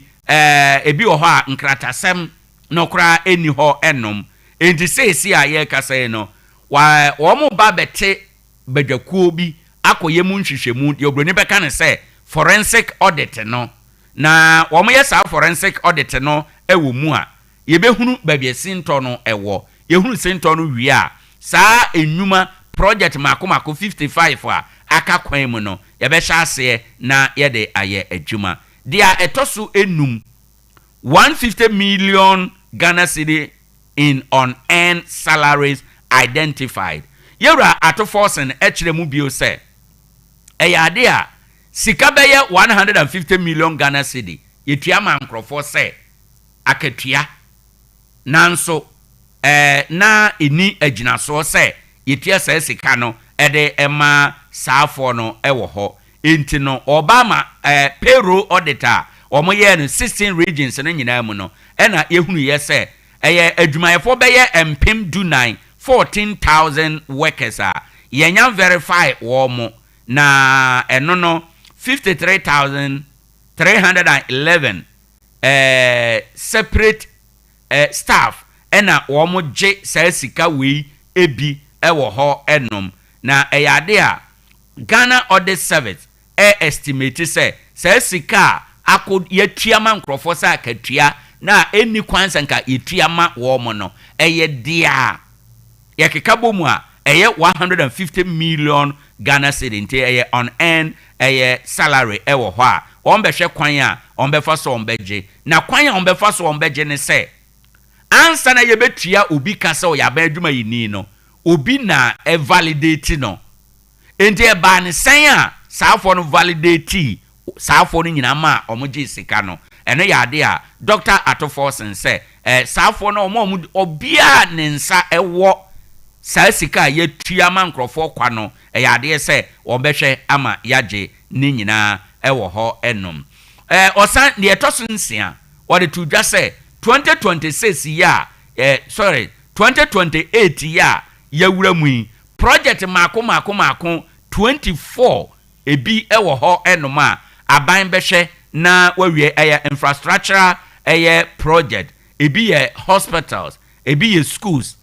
ebi ye akwan ebi ye edwa wo ba abesie na okiremu se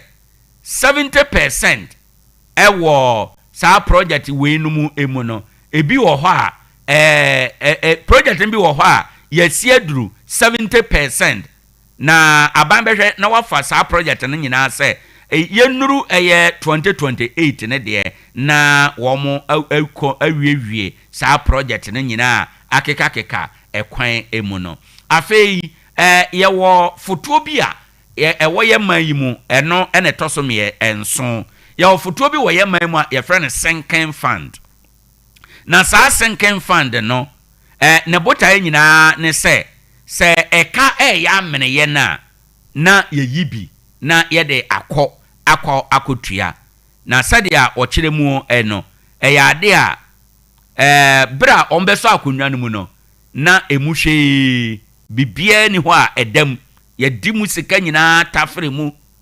ama sese ye kase na esi ho adakato ya bibia enim na budget a okenkan ye no bo amane ye se ya ade a sese wo mo di sika ba abegum na sadia o kire mu eno saa account no eye mienu ye wo ba ko a eye dollar ene ye wo ba ko a eye cedi account mienu sinking fund account mienu nyina no emu ayehwe na aban awe abo aguso abo so se kwan bia so no obefa so asiesie ama enema konkan enfri 2026 enkwesi 2028 no na wo mo edisika ahyemu ma se be ya oman no ye ho kire ye na ebinya baabi etwa ye ni afa ewo ho enom dia etoso enwotwe ewo ho enom domestic borrowing na sadia okire mu no wo say aban betena akonwa so yi wo bobesia ewo oman yi emu omanfo no temamufo nchen domestic borrowing no eno na sikasam hyehyeye mu ye frɛ no treasury bills no na treasury bills no ya ade a sesi a ye kasai aban no ba ye no wa bobesia akoduru 64.1 billion Ghana cedi edikosi 59.8 billion Ghana cedi na owura atofo se na ekire mu ese enyina faako ewomu a dabi aban kwa na ayeye dabi aban kwa na aba form aban nya ne ntia na botai dodo ana ope no wonya ewo ho enso no aban baaye no adwuma waye no wahu se domestic borrowing no eso teba form efi se omo efulutu shares na enkrofo ento dodo ewo ho enum nanso wonya kakra afirimu a womo de eyo oman Ghana eho adwuma de etoso nkono energy sector levies or owura yi hwe animu finance minister say womo hwe animu say emra na yasesa amendment to energy sector levies no ya de a ebeboa ama yenya 2.9 billion Ghana cedis a sa 2.9 billion Ghana cedis no ya de bekọ akoboa akotua eka no a ewo energy sector no se be ya dumso enkotwe neti ewo yeman Ghana emu afi dia etoso edu no o say Ghana's credit rating improve chese amanone akuhudo a womo etumi ekari esusu na ye kari oman bi se sa man we o ye credit worthy se ka se oman bi ye credit worthy a na chese oman no obobese a obetumi atua o se Ghana abandada no abreso efi 2021 eba nyina na amanone Ghana kura kose ekope bese a no omo mpesa ombe mayen efi se na Ghana beye kadebo ye de ka yentimi entua na eno ena wadidimu a abosome eye ensia ya NDC beso akonwa yi mu no wo matimi aboa toto niema yie ama sese okwa amanone a rating agencies ebiti se Fitch wo mo upgrade Ghana de ye na akose ye restricted default wo ma ye free ho de ya ba B ya kire se B na omde ya ba na kire se sese ye ho han ye ba ye ho han ye ho wo eba se ye bobese a ye betimi atua ewo ho enom ene de a wode atodwa enti no sabre ya ekwan mu ebae no ehia se aban no kobo besia na ye de ye mpuntudwuma eboa Ghana fo a ye ade se aban no ebeye ede amayen ewo ho enom we ye nia presentation nyina atofa bo eye edua na gina so odua the 10 pillar another 10 key takeaways ewo mu no ena mede ama we banye no nko a na ensem bebre ewo mu ebi ente yenhwe ebi na yenko ewo ho enom kan beboa na odi bi atoso ede amayen na ohwa oru atofo senkyere mu say macro economic performance every January besi eye June no ma ye kam makura enema kese a ema oman sikasem etoto ye no o say ade say December 2024 no na 27.0%. 2024 no na 30.3%. Nanso every January ebesi June you know about 27.0%. Na chese enema no asha se lending rate no obo besia ejina so anase nsihu a yede ma wo no nema ema wo man sika asem toto ye no bi ade se eno no ade a ashase toto ye eba so ate free 30.3 aba 27.0 enti no ade se ye koyanim na de a ebetime aboa ama bibia akonkan owura atofo se nto aso kiremu bio ese wo mo botaye pa ne se wo mo hwe animu se ye beduru 2025 December bronya mu hono na inflation ejina 11.9%. Eno ne dia o hwe animu pa na oba beye adwuma apere ede amaye se 11.9% inflation na yenya no ye betime kutamu a na yede akoduru bronya bere no emu ewo ha enom enti sadia waka no sadia make no inflation no na enenam 18.0 ho baby na you say atia bafoma bepem na no June about 12.5% ewo ho enum eno na wo se o hwe animu se ede yembekọ akoduru eye nea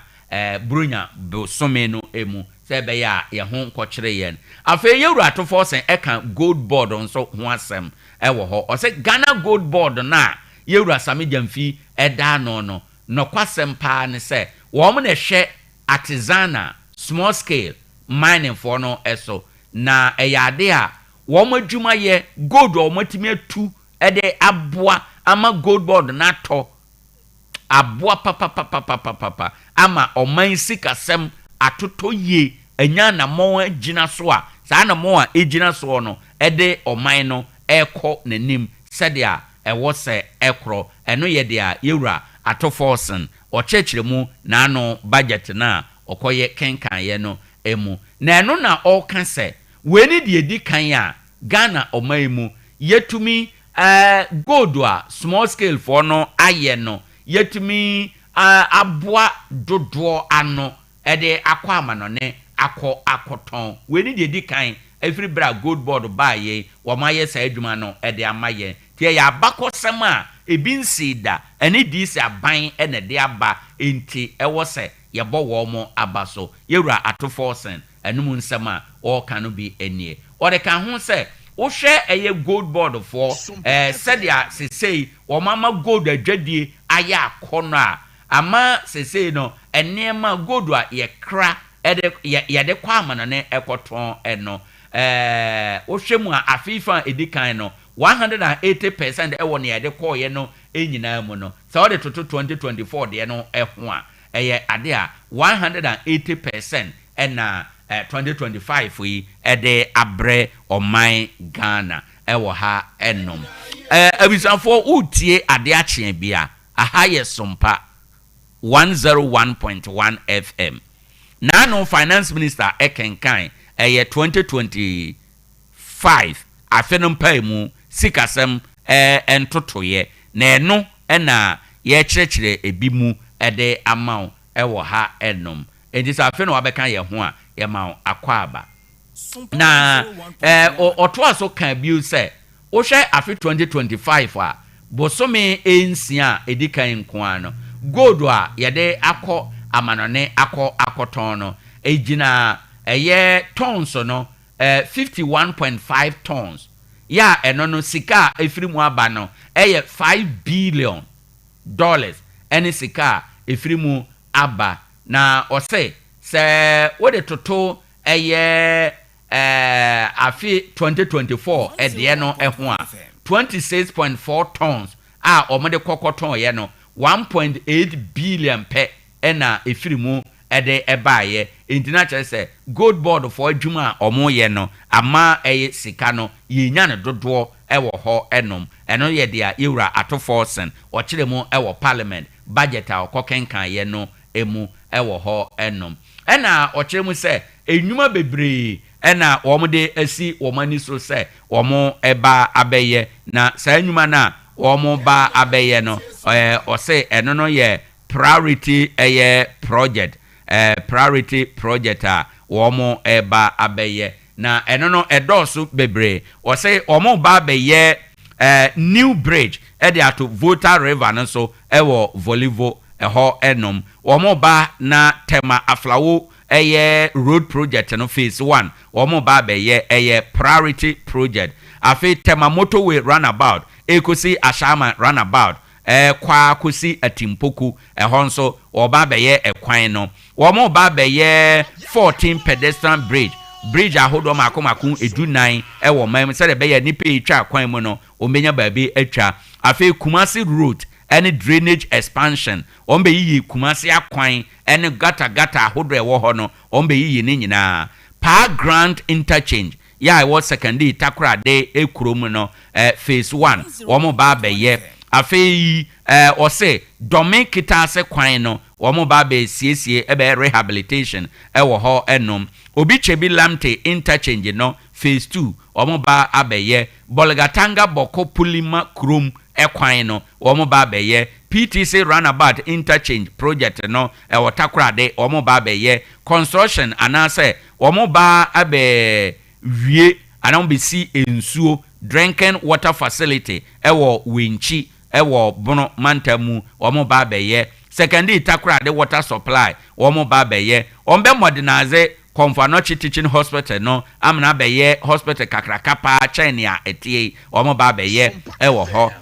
ombesi central medical stores wotema ehye emrebia atwamu no Efian Kwanta regional hospital Tarkwa de womo ba beye Bolgatanga regional hospital womo ba beye womo besi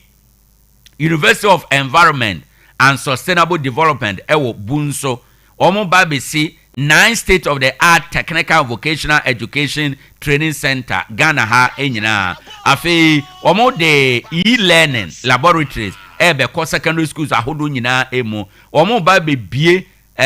development mu ewo senior high schools no bi ho a school no ho dada but omo hia akade a omde beka ho omo babeye ni nyina afi ose omo babeye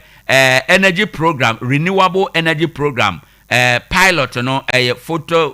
photovoltaic system for ena womo ba ababeye pilot no afi renewable energy energy efficiency program ahodo bebre wo ho a womo de ba se be ya kanea yesuo ni kanea hodwumade no ebe ye kama ene jojo ede amaye womo be ye construction of Tarkwa de market Tarkwa de dwa no womo ba besi Kumasi Central Market Phase 2 eno nso no omo ba abesi ewo ho enom wenu nyina ye priority project a ose omo eba abeye ewo ho enom enti no yentoa so na yenko yanim Ade Akye Abia na owura no kasa no ena obeka se no kwasem nie aban yi ba ye enema akojojo baabia enema ba na eba form said be ya Ghana for ehon be hen han wo mo wo say abro bag ba kono na ye tono 1600 ewo January no emu na ye de beduru June emu ana say a ye ka say no ye tono 1450 eswate endi ye na ye kodwam na ye kototo enniema te say ye to abro no ye ho be hen han ye ewo eno eho wo say eye mfaso a ode aba ewo adwadifo emu na afi wo say enema wura mampani mahama na ban aye no ebi enie na ɔsɛ wohwɛ nneɛma na ban no yɛ na ɛde mpuntuo enkan koro nneɛma na esum kata so ya biebie so nneɛma wobetimi de wani akyerɛ adanse wɔ ho ɛnom ko a ɛna ani di sɛ aban ba ya wo mo ɛyɛ ɔsɛ wohwɛ 200 days a enafua mako hanu a wo mo di no aban emu no adwuma mo yɛ bia no emu da hɔ pefe adwuma mo yɛ no sɛ yɛyɛ a yɛyɛ adwuma mo yɛ no so yɛ de ayɛyɛ a ɛbɛka hɔ afebɔ ɛna ɛwɔ botaye enti a wo mo yɛ nea wo mo yɛ no ne nyinaa yɛ nea owura atofo nkyerɛkyerɛ sɛ ɛyɛ nnwuma a ɔmampani Mahama ɔyɛ no sononko ɛkyɛn aban bia yɛnya ɛwɔ man Ghana emu ɛwɔ ha ɛnom wɔse ebio no ɛyɛ adeɛ sɛ wohwɛ asɔyɛ hwɛ sikasɛm so ɛne Bank of Ghana wɔn aka mutia bomu ɛde ntotoyɛ ne nhyehyɛ pa egu akwan mu a ɛbɛboa ama ɛyɛ sikadwuma ɛne sikadeyɛ atumi akɔso ɛwɔ aban nnwuma ahodoɔ nyinaa mu ɛwɔ yɛman yi emu afei nso wɔse gold board no kora ɔmampani Mahama de baayɛ no edi adanseɛ sɛ ensem bosha omo share Ghana for no omo hyase a omo di so omo se omo beti gold board omo ate omo se omo be ma exchange rate no gold board no buy na atimi aboa abruche sika dollar no ano bebrede amaye na eno na ama ne ye sika seed no agina na nya hoden animonyama bam ama emre bi kura atwam omampani Mahama kan se seed no se aye abrante no ni nyina ye neema omampani Mahama waye no sononko a obia nye bi da oni size ewo saade no eho enti na ama ye duru ha enom afi o se oba ye nso no ade a waye no sononko baako ene se sika hodo bia ye de kɔ enwoma sua apomden kuayo adanse ni akwan yie na afi enwuma ye emu no wode bi aka ho wapejam ama ekɔ nanim awatoto ho hyehyɛ nso no watoto ni yie ɛwɔ hɔ a enei capitation kra no yatua 2023 de nyinaa na akamu no aban baaye waba abetua contractor for nsha enche wo mo besi kwan so na wo mo enso akwakoye adwuma fi se ekwan mu atena wo mo sika na wo bibia aye krado ɛwɔ hɔ enom afi ose ade a wo maye no sononko baako bio ne se Ghana ne IMF wo nkita hodie na IMF executive board no ya ade se womo adoso Ghana womo hwehwe ye nkrata mu na womo se akonya no esesan ye efira bandada no ho ede ba ani DC ho no ya ade se womo di nhyehyɛ no so pepepe ndi IMF wo ebo womo abaso na saade nti womo behwe se womo begina nhyehyɛ ya eda IMF nkita hodie no so pepepe na omaye dwumadie no pepepe ede ama said ya IMF ahyehyɛ ɛwɔ hɔ enom ɛyɛ bribia ɛyɛ sononko a omaye aban bia ɔno nya ɔne kwa oba obɛyɛ ne biara bɛtoto apaapa so na wakɔ nso IMF obedi nkita ho no wɔn se o Ghana share bibia da ne kwan mu kama moya ade mo ene yo afei ɔse wohwɛ mu a kwan a ɔmafa so a toto oman sikasem yie enhyehyɛ a de agu akwan mu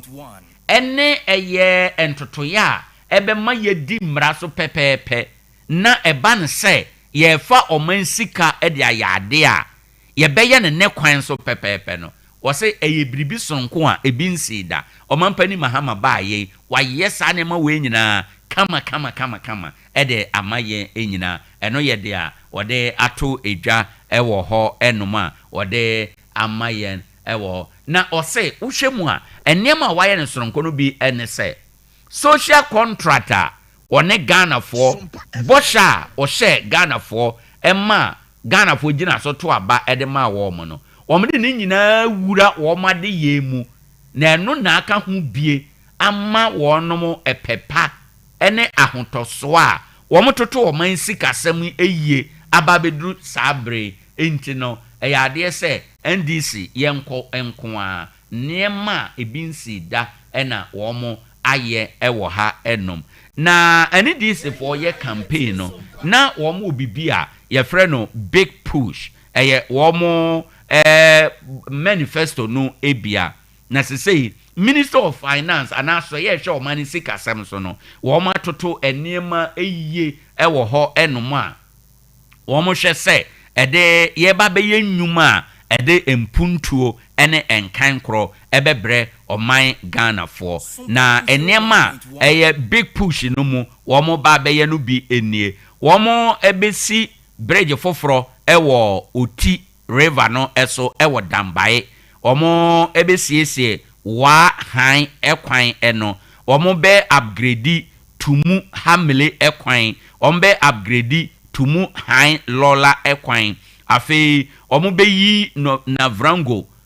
tumu ekwan afi nso no okọ eye bona omo be yi techiman nkonsia wenchi ekwan eno sanso na wenchi sola ekwan omo be siesie afi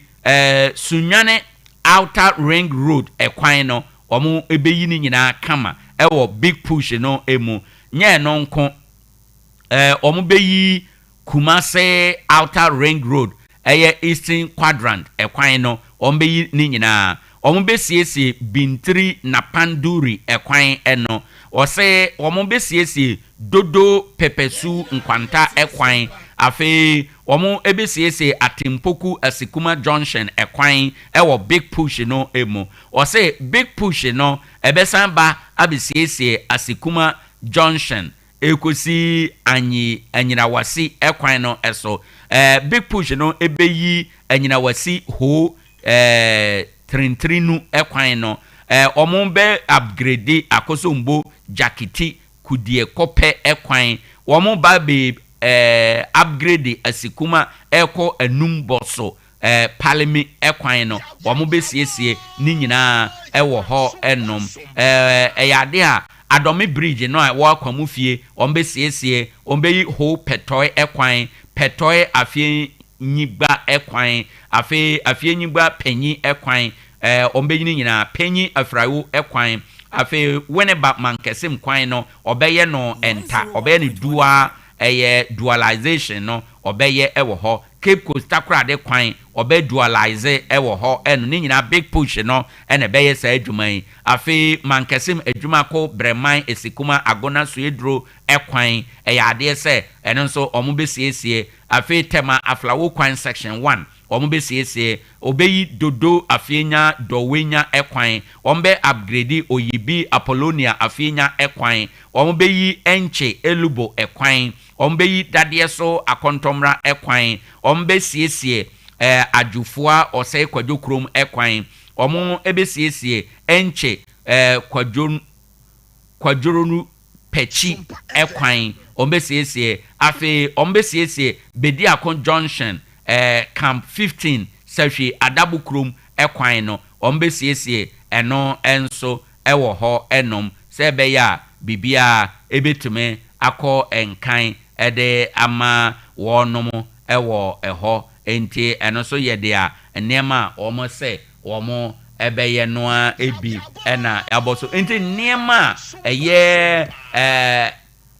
womo se omo beye ewo big push no mu no edoso p ewo ho enom na yewura to force nsanto mu se adwuma papa wom andi saban betena so bosom nsia ni wom aye no amanne adanse hu ne makora no aye fofofo twen abete wo se kane no se na ope iron rods ato a iron rods no na wom ton no eye 9,400 Ghana cedi na che se 94 million na sesie ya ye ka sei aban papa enti eyade a swati aba 7,500 Ghana cedi na just 75 million ena sese yeton no ewo ho we nyina ye nema wo mo se wo mo ebeye ede amaye no ebia ewo ho enom enti eno nso ye nia oka se wo mo beye na wo mo ba no mabọ modern bebre ewo amamuo no emu ya odi adanse se eyade a enema nyina no ekoso kama na significant gains ba ko a omanya kra interest rate what treasury bills so no or say eno atiaba for medical akyerem ewo ho enum nti no yenko yenim ewo dia aka no emunti abusuafo ene nkrata anase budget a finance minister Yera Kesel atoforsen okokenkan o budget no emunkyeremu ena ya kyerkyere bi ede akyerɛw ewo ha akese ewo mu no ena yayiyi a yabobo bi so ede akyerɛwe ende minim se wanya adagye ntie bi kura wanya ehon popoye wate ensem no bi na ebetumi aboaw ama wasetena wadeye ene enkan kro enso etumi abam ede amaw makanisa mawie no mamenka wo se Ade Akye Abia ena waso egusue kakra onyame adom ba bia ode ye na abedrunie ma yentum nika na yenkodwa so na yenkohwe sadia edwa so esi etie na abanya bo amane se iron rod no se abafom se o se 7 ton no omoton no 7,500 nanso me kan kire o se so otum nika na call Isaac Enterprise dia adanse hu ne ma no fokura chen aban de no a o kanu enti tumnike anopai call Isaac Hardware oduru ha ubenya adanse hu ne ma nyina na wato ne ye blocks a ye twa blog papa ne ho den caterpillar kra fa so a emubu ubetim de si abrosan ubetim de si dan bia ya wonado e de bodan so head pans ewo ho sanso na ye binding wires pickers na afi quality paint ni nyina da okwa onsa ebeka bi na uto niema wo ha ebro wa ho den so e de bekwa akogya ye estimate na ye edema wo no free of charge na sa estimate free of charge nti oba ye nchen a yebeboa estimate no mfa so wo ne se eboa emma utumi ehunu se me bofro level na me bono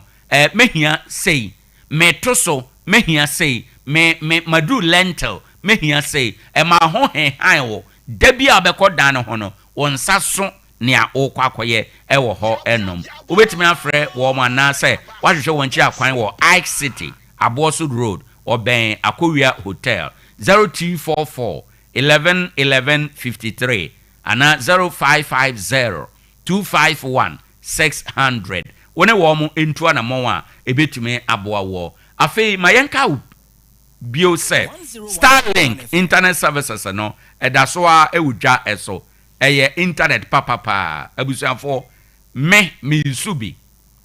na unim se me Owoahene Acheampong me nkamfo adefunda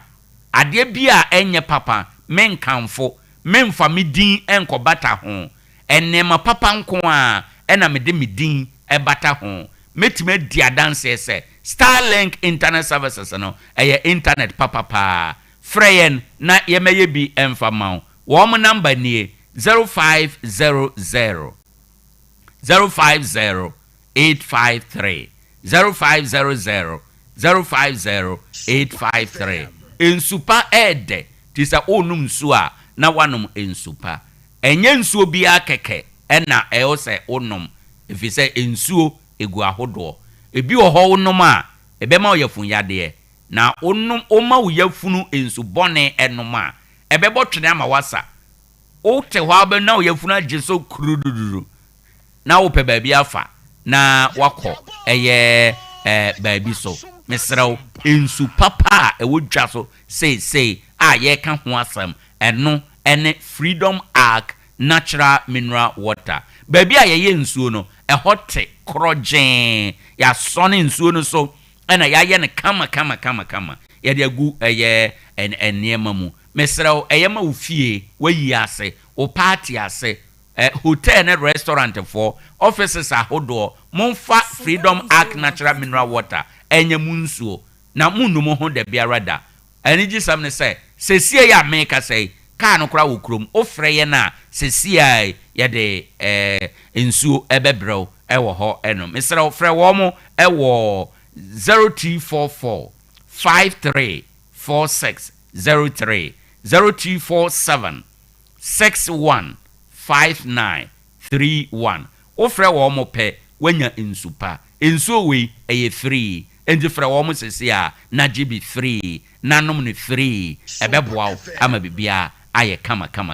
Ade Akye Abia o yeguso a ye kɔ yenim wo ya abrante ukita car driver ni wadwuma ne sɛ wo ye taxi driver nyame nhyiraw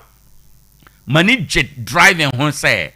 enti enra na me no obi di nkomo sɛ sɛ nye adwuma ya meye ya nka taxi driver adwuma ɛna nka meye mani jet sɛ adwuma no ho me adwuma bia ɛde service ema nipa adwuma bi ema wo som nipa no ɛyɛ adwuma mani gye ho pa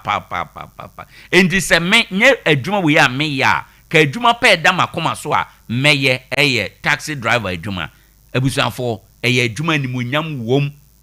woyɛ bia animonyam wom passenger wo wafa no a watena wo ka mu na wasie wagye ne ka sika no na wasen ka cho se driver nyame nhyira wo adwuma be na te sei enti taxi driver for nyame nhyira mo na mom o ka no se yani begye ho na ye befo wo beche dropping de bia de a ene me kanfo de ama se tumnike na call Isaac Enterprise na udu Azeko a ye be se ka no kama na ka no ya akono eye fa wo de nama obonza o ka no ba ebi di wanim ni edi wanim no passenger gina ho driver no ampo na ebo aben pepen o hwe se passenger no be gina no na passenger na twi na ne kura eno twam o de ne duru ho a na o de awards na wagina efi se o ka no ye fe emutena ye de na be ma o ka na ye fe fako Isaac Enterprise na yensiesie ka no kama na ye ka se ka fa ya na abonten ene ka mu nyina e ka ho bi ka bi wo ho no kwasem ni se seat na ye mre na seat na ba bi atete aye basa wo hye watade bi kura na kwotransa na wusuro wanhwe ya na dade bi kura kwote watade to ene de keka ho mesra wo fako Isaac Enterprise obeboa ama seat cover emudu ne ho den efe na wankasa utobi na de gu ka no mu a ubedi adan ze ka no mu nyina sesa emu aye fe afei ka mu table ankasa ye wo Android de no so bi e wo ho enom so unya bi na unya woofer eka ho na dawka na chi na se wabie ato Sompa 101.1 FM there ba bia wu chale brother obechi dropping sa obi sikra no mpese osi o ka mu ye hwam air fresher wo de be ma uhia jack uhia battery ne nyina 5 to 20 50 tons no ubenya be battery no 9 to 21 plate ubenya ne nyina be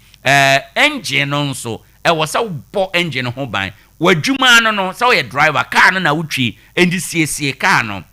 mano aduane papa ni mane engine oil papa na eno ebetime aboa engine oil na mekan edolso ewudwaso bebre na papa ewom no ko Isaac Hardware wo Total Shell na Seahorse unyanya bi pe wawie engine no ebetiapo utia mu a boko onti dede bia wa akire ka no be no ane say yo na edo ko driver ni wan kasa ten kan say yes mekai etiapo life wom enti no wo de nam na wo ye adwuma wan kasa kra wo feel proud te say dia me ye adwuma wo Sompa me de hoahoa me ho no efi say adepa efe said dia Sompa efe no sana wo ka efe nso a nkrofo ebe kan for war me ba cho frɛ anope Isaac Enterprise Tarkwa Bogoso Junction hona wo Mobic filling station no ne nhwe ne mu pe 0244 111153 anase 0550 251 600 o frɛ number we pe wawie odam na anigi sense Isaac wo ho said dia onim nipa ye said dia obre ne ho ase osreche dabia obehia my way osre said dia osreche nipa ene de keka ho no abusuafo wankasa kɔ na kɔsɔhwɛ na wo ye obeye madanse ni e wo saasɛm ho. On that note anamontintin bia wie abobo ano ahomachi nonum empa emu ena yetena ase Ade Akye bia edwumade eso na ebraso se yede enkomo ene nkita ho no yede ne nyina esie nipa ye beda na se ode kan DJ Ken na ɔno ne boa yɛn Facebook, YouTube, ɔde yɛ call so afei nipa ɔtɔ so mmienu a yɛda wase ɛyɛ yɛtiefoɔ kankan wɔn a unya adagye ɛtena ho etie na ɔsan fa phone ɛfrɛ ɛkyerɛ wadwen nyame nhyira mo awurade ma mo brɛ nyɛ kwa awurade ma obi ansa no adwuma nyɛ ye awurade ma mo nkwa tenten na mo ntena se nhunu Sompa adwuma yɛ Sompa FM mpuntu a ɛde bɛba Tarkwa ene ne mpotam ene wasafi aseman enyina emu nyame ma mo ntena se nkyɛ na mo hunu saa emfaso wei ebi afi anope ye koi de ameka kyerɛ wa ne sɛ adwamane na duro ene se dwane adwamane to a enye mpa ya asem uko gyina adwaman ho in the name of Jesus Christ ubehunu na wayo adwaman to a dwane fi sɛ adwaman na duro ene sɛ ubedwane Bible kan o sɛ munwane adwamammo ndi sɛ adwaman to a dwane baabi adwaman beto bia no dwane nye hɔ na yɛbɔ tons anhwa o tons bɔ nyinaa mu no obewie no na ne besi anya asi awie ti anopai so de awurade de dom ye na yɛde ba bɛsom wɔ enie nyame yɛ adom a de ɔde bɛma yɛn ebio ɔkyena nso yɛde bɛba na yɛde aba bɛsom mo meka ne saa de a na anopai moa munua bɛma Owoahene Acheampong ɛna mede dwumadi ɛbrɛ mo kasa mu sɛ bibia nkɔ yi a fa kyɛme ɛwɔ ɛhɔ ɛno ɛnyɛ boapayɛ ne yiyeye entia abusuafo mede wo asi nyame yɛ adom a berepam ɛbɛsan ahyia hwɛ wo ho so yɛ adeɛ nyinaa mu good morning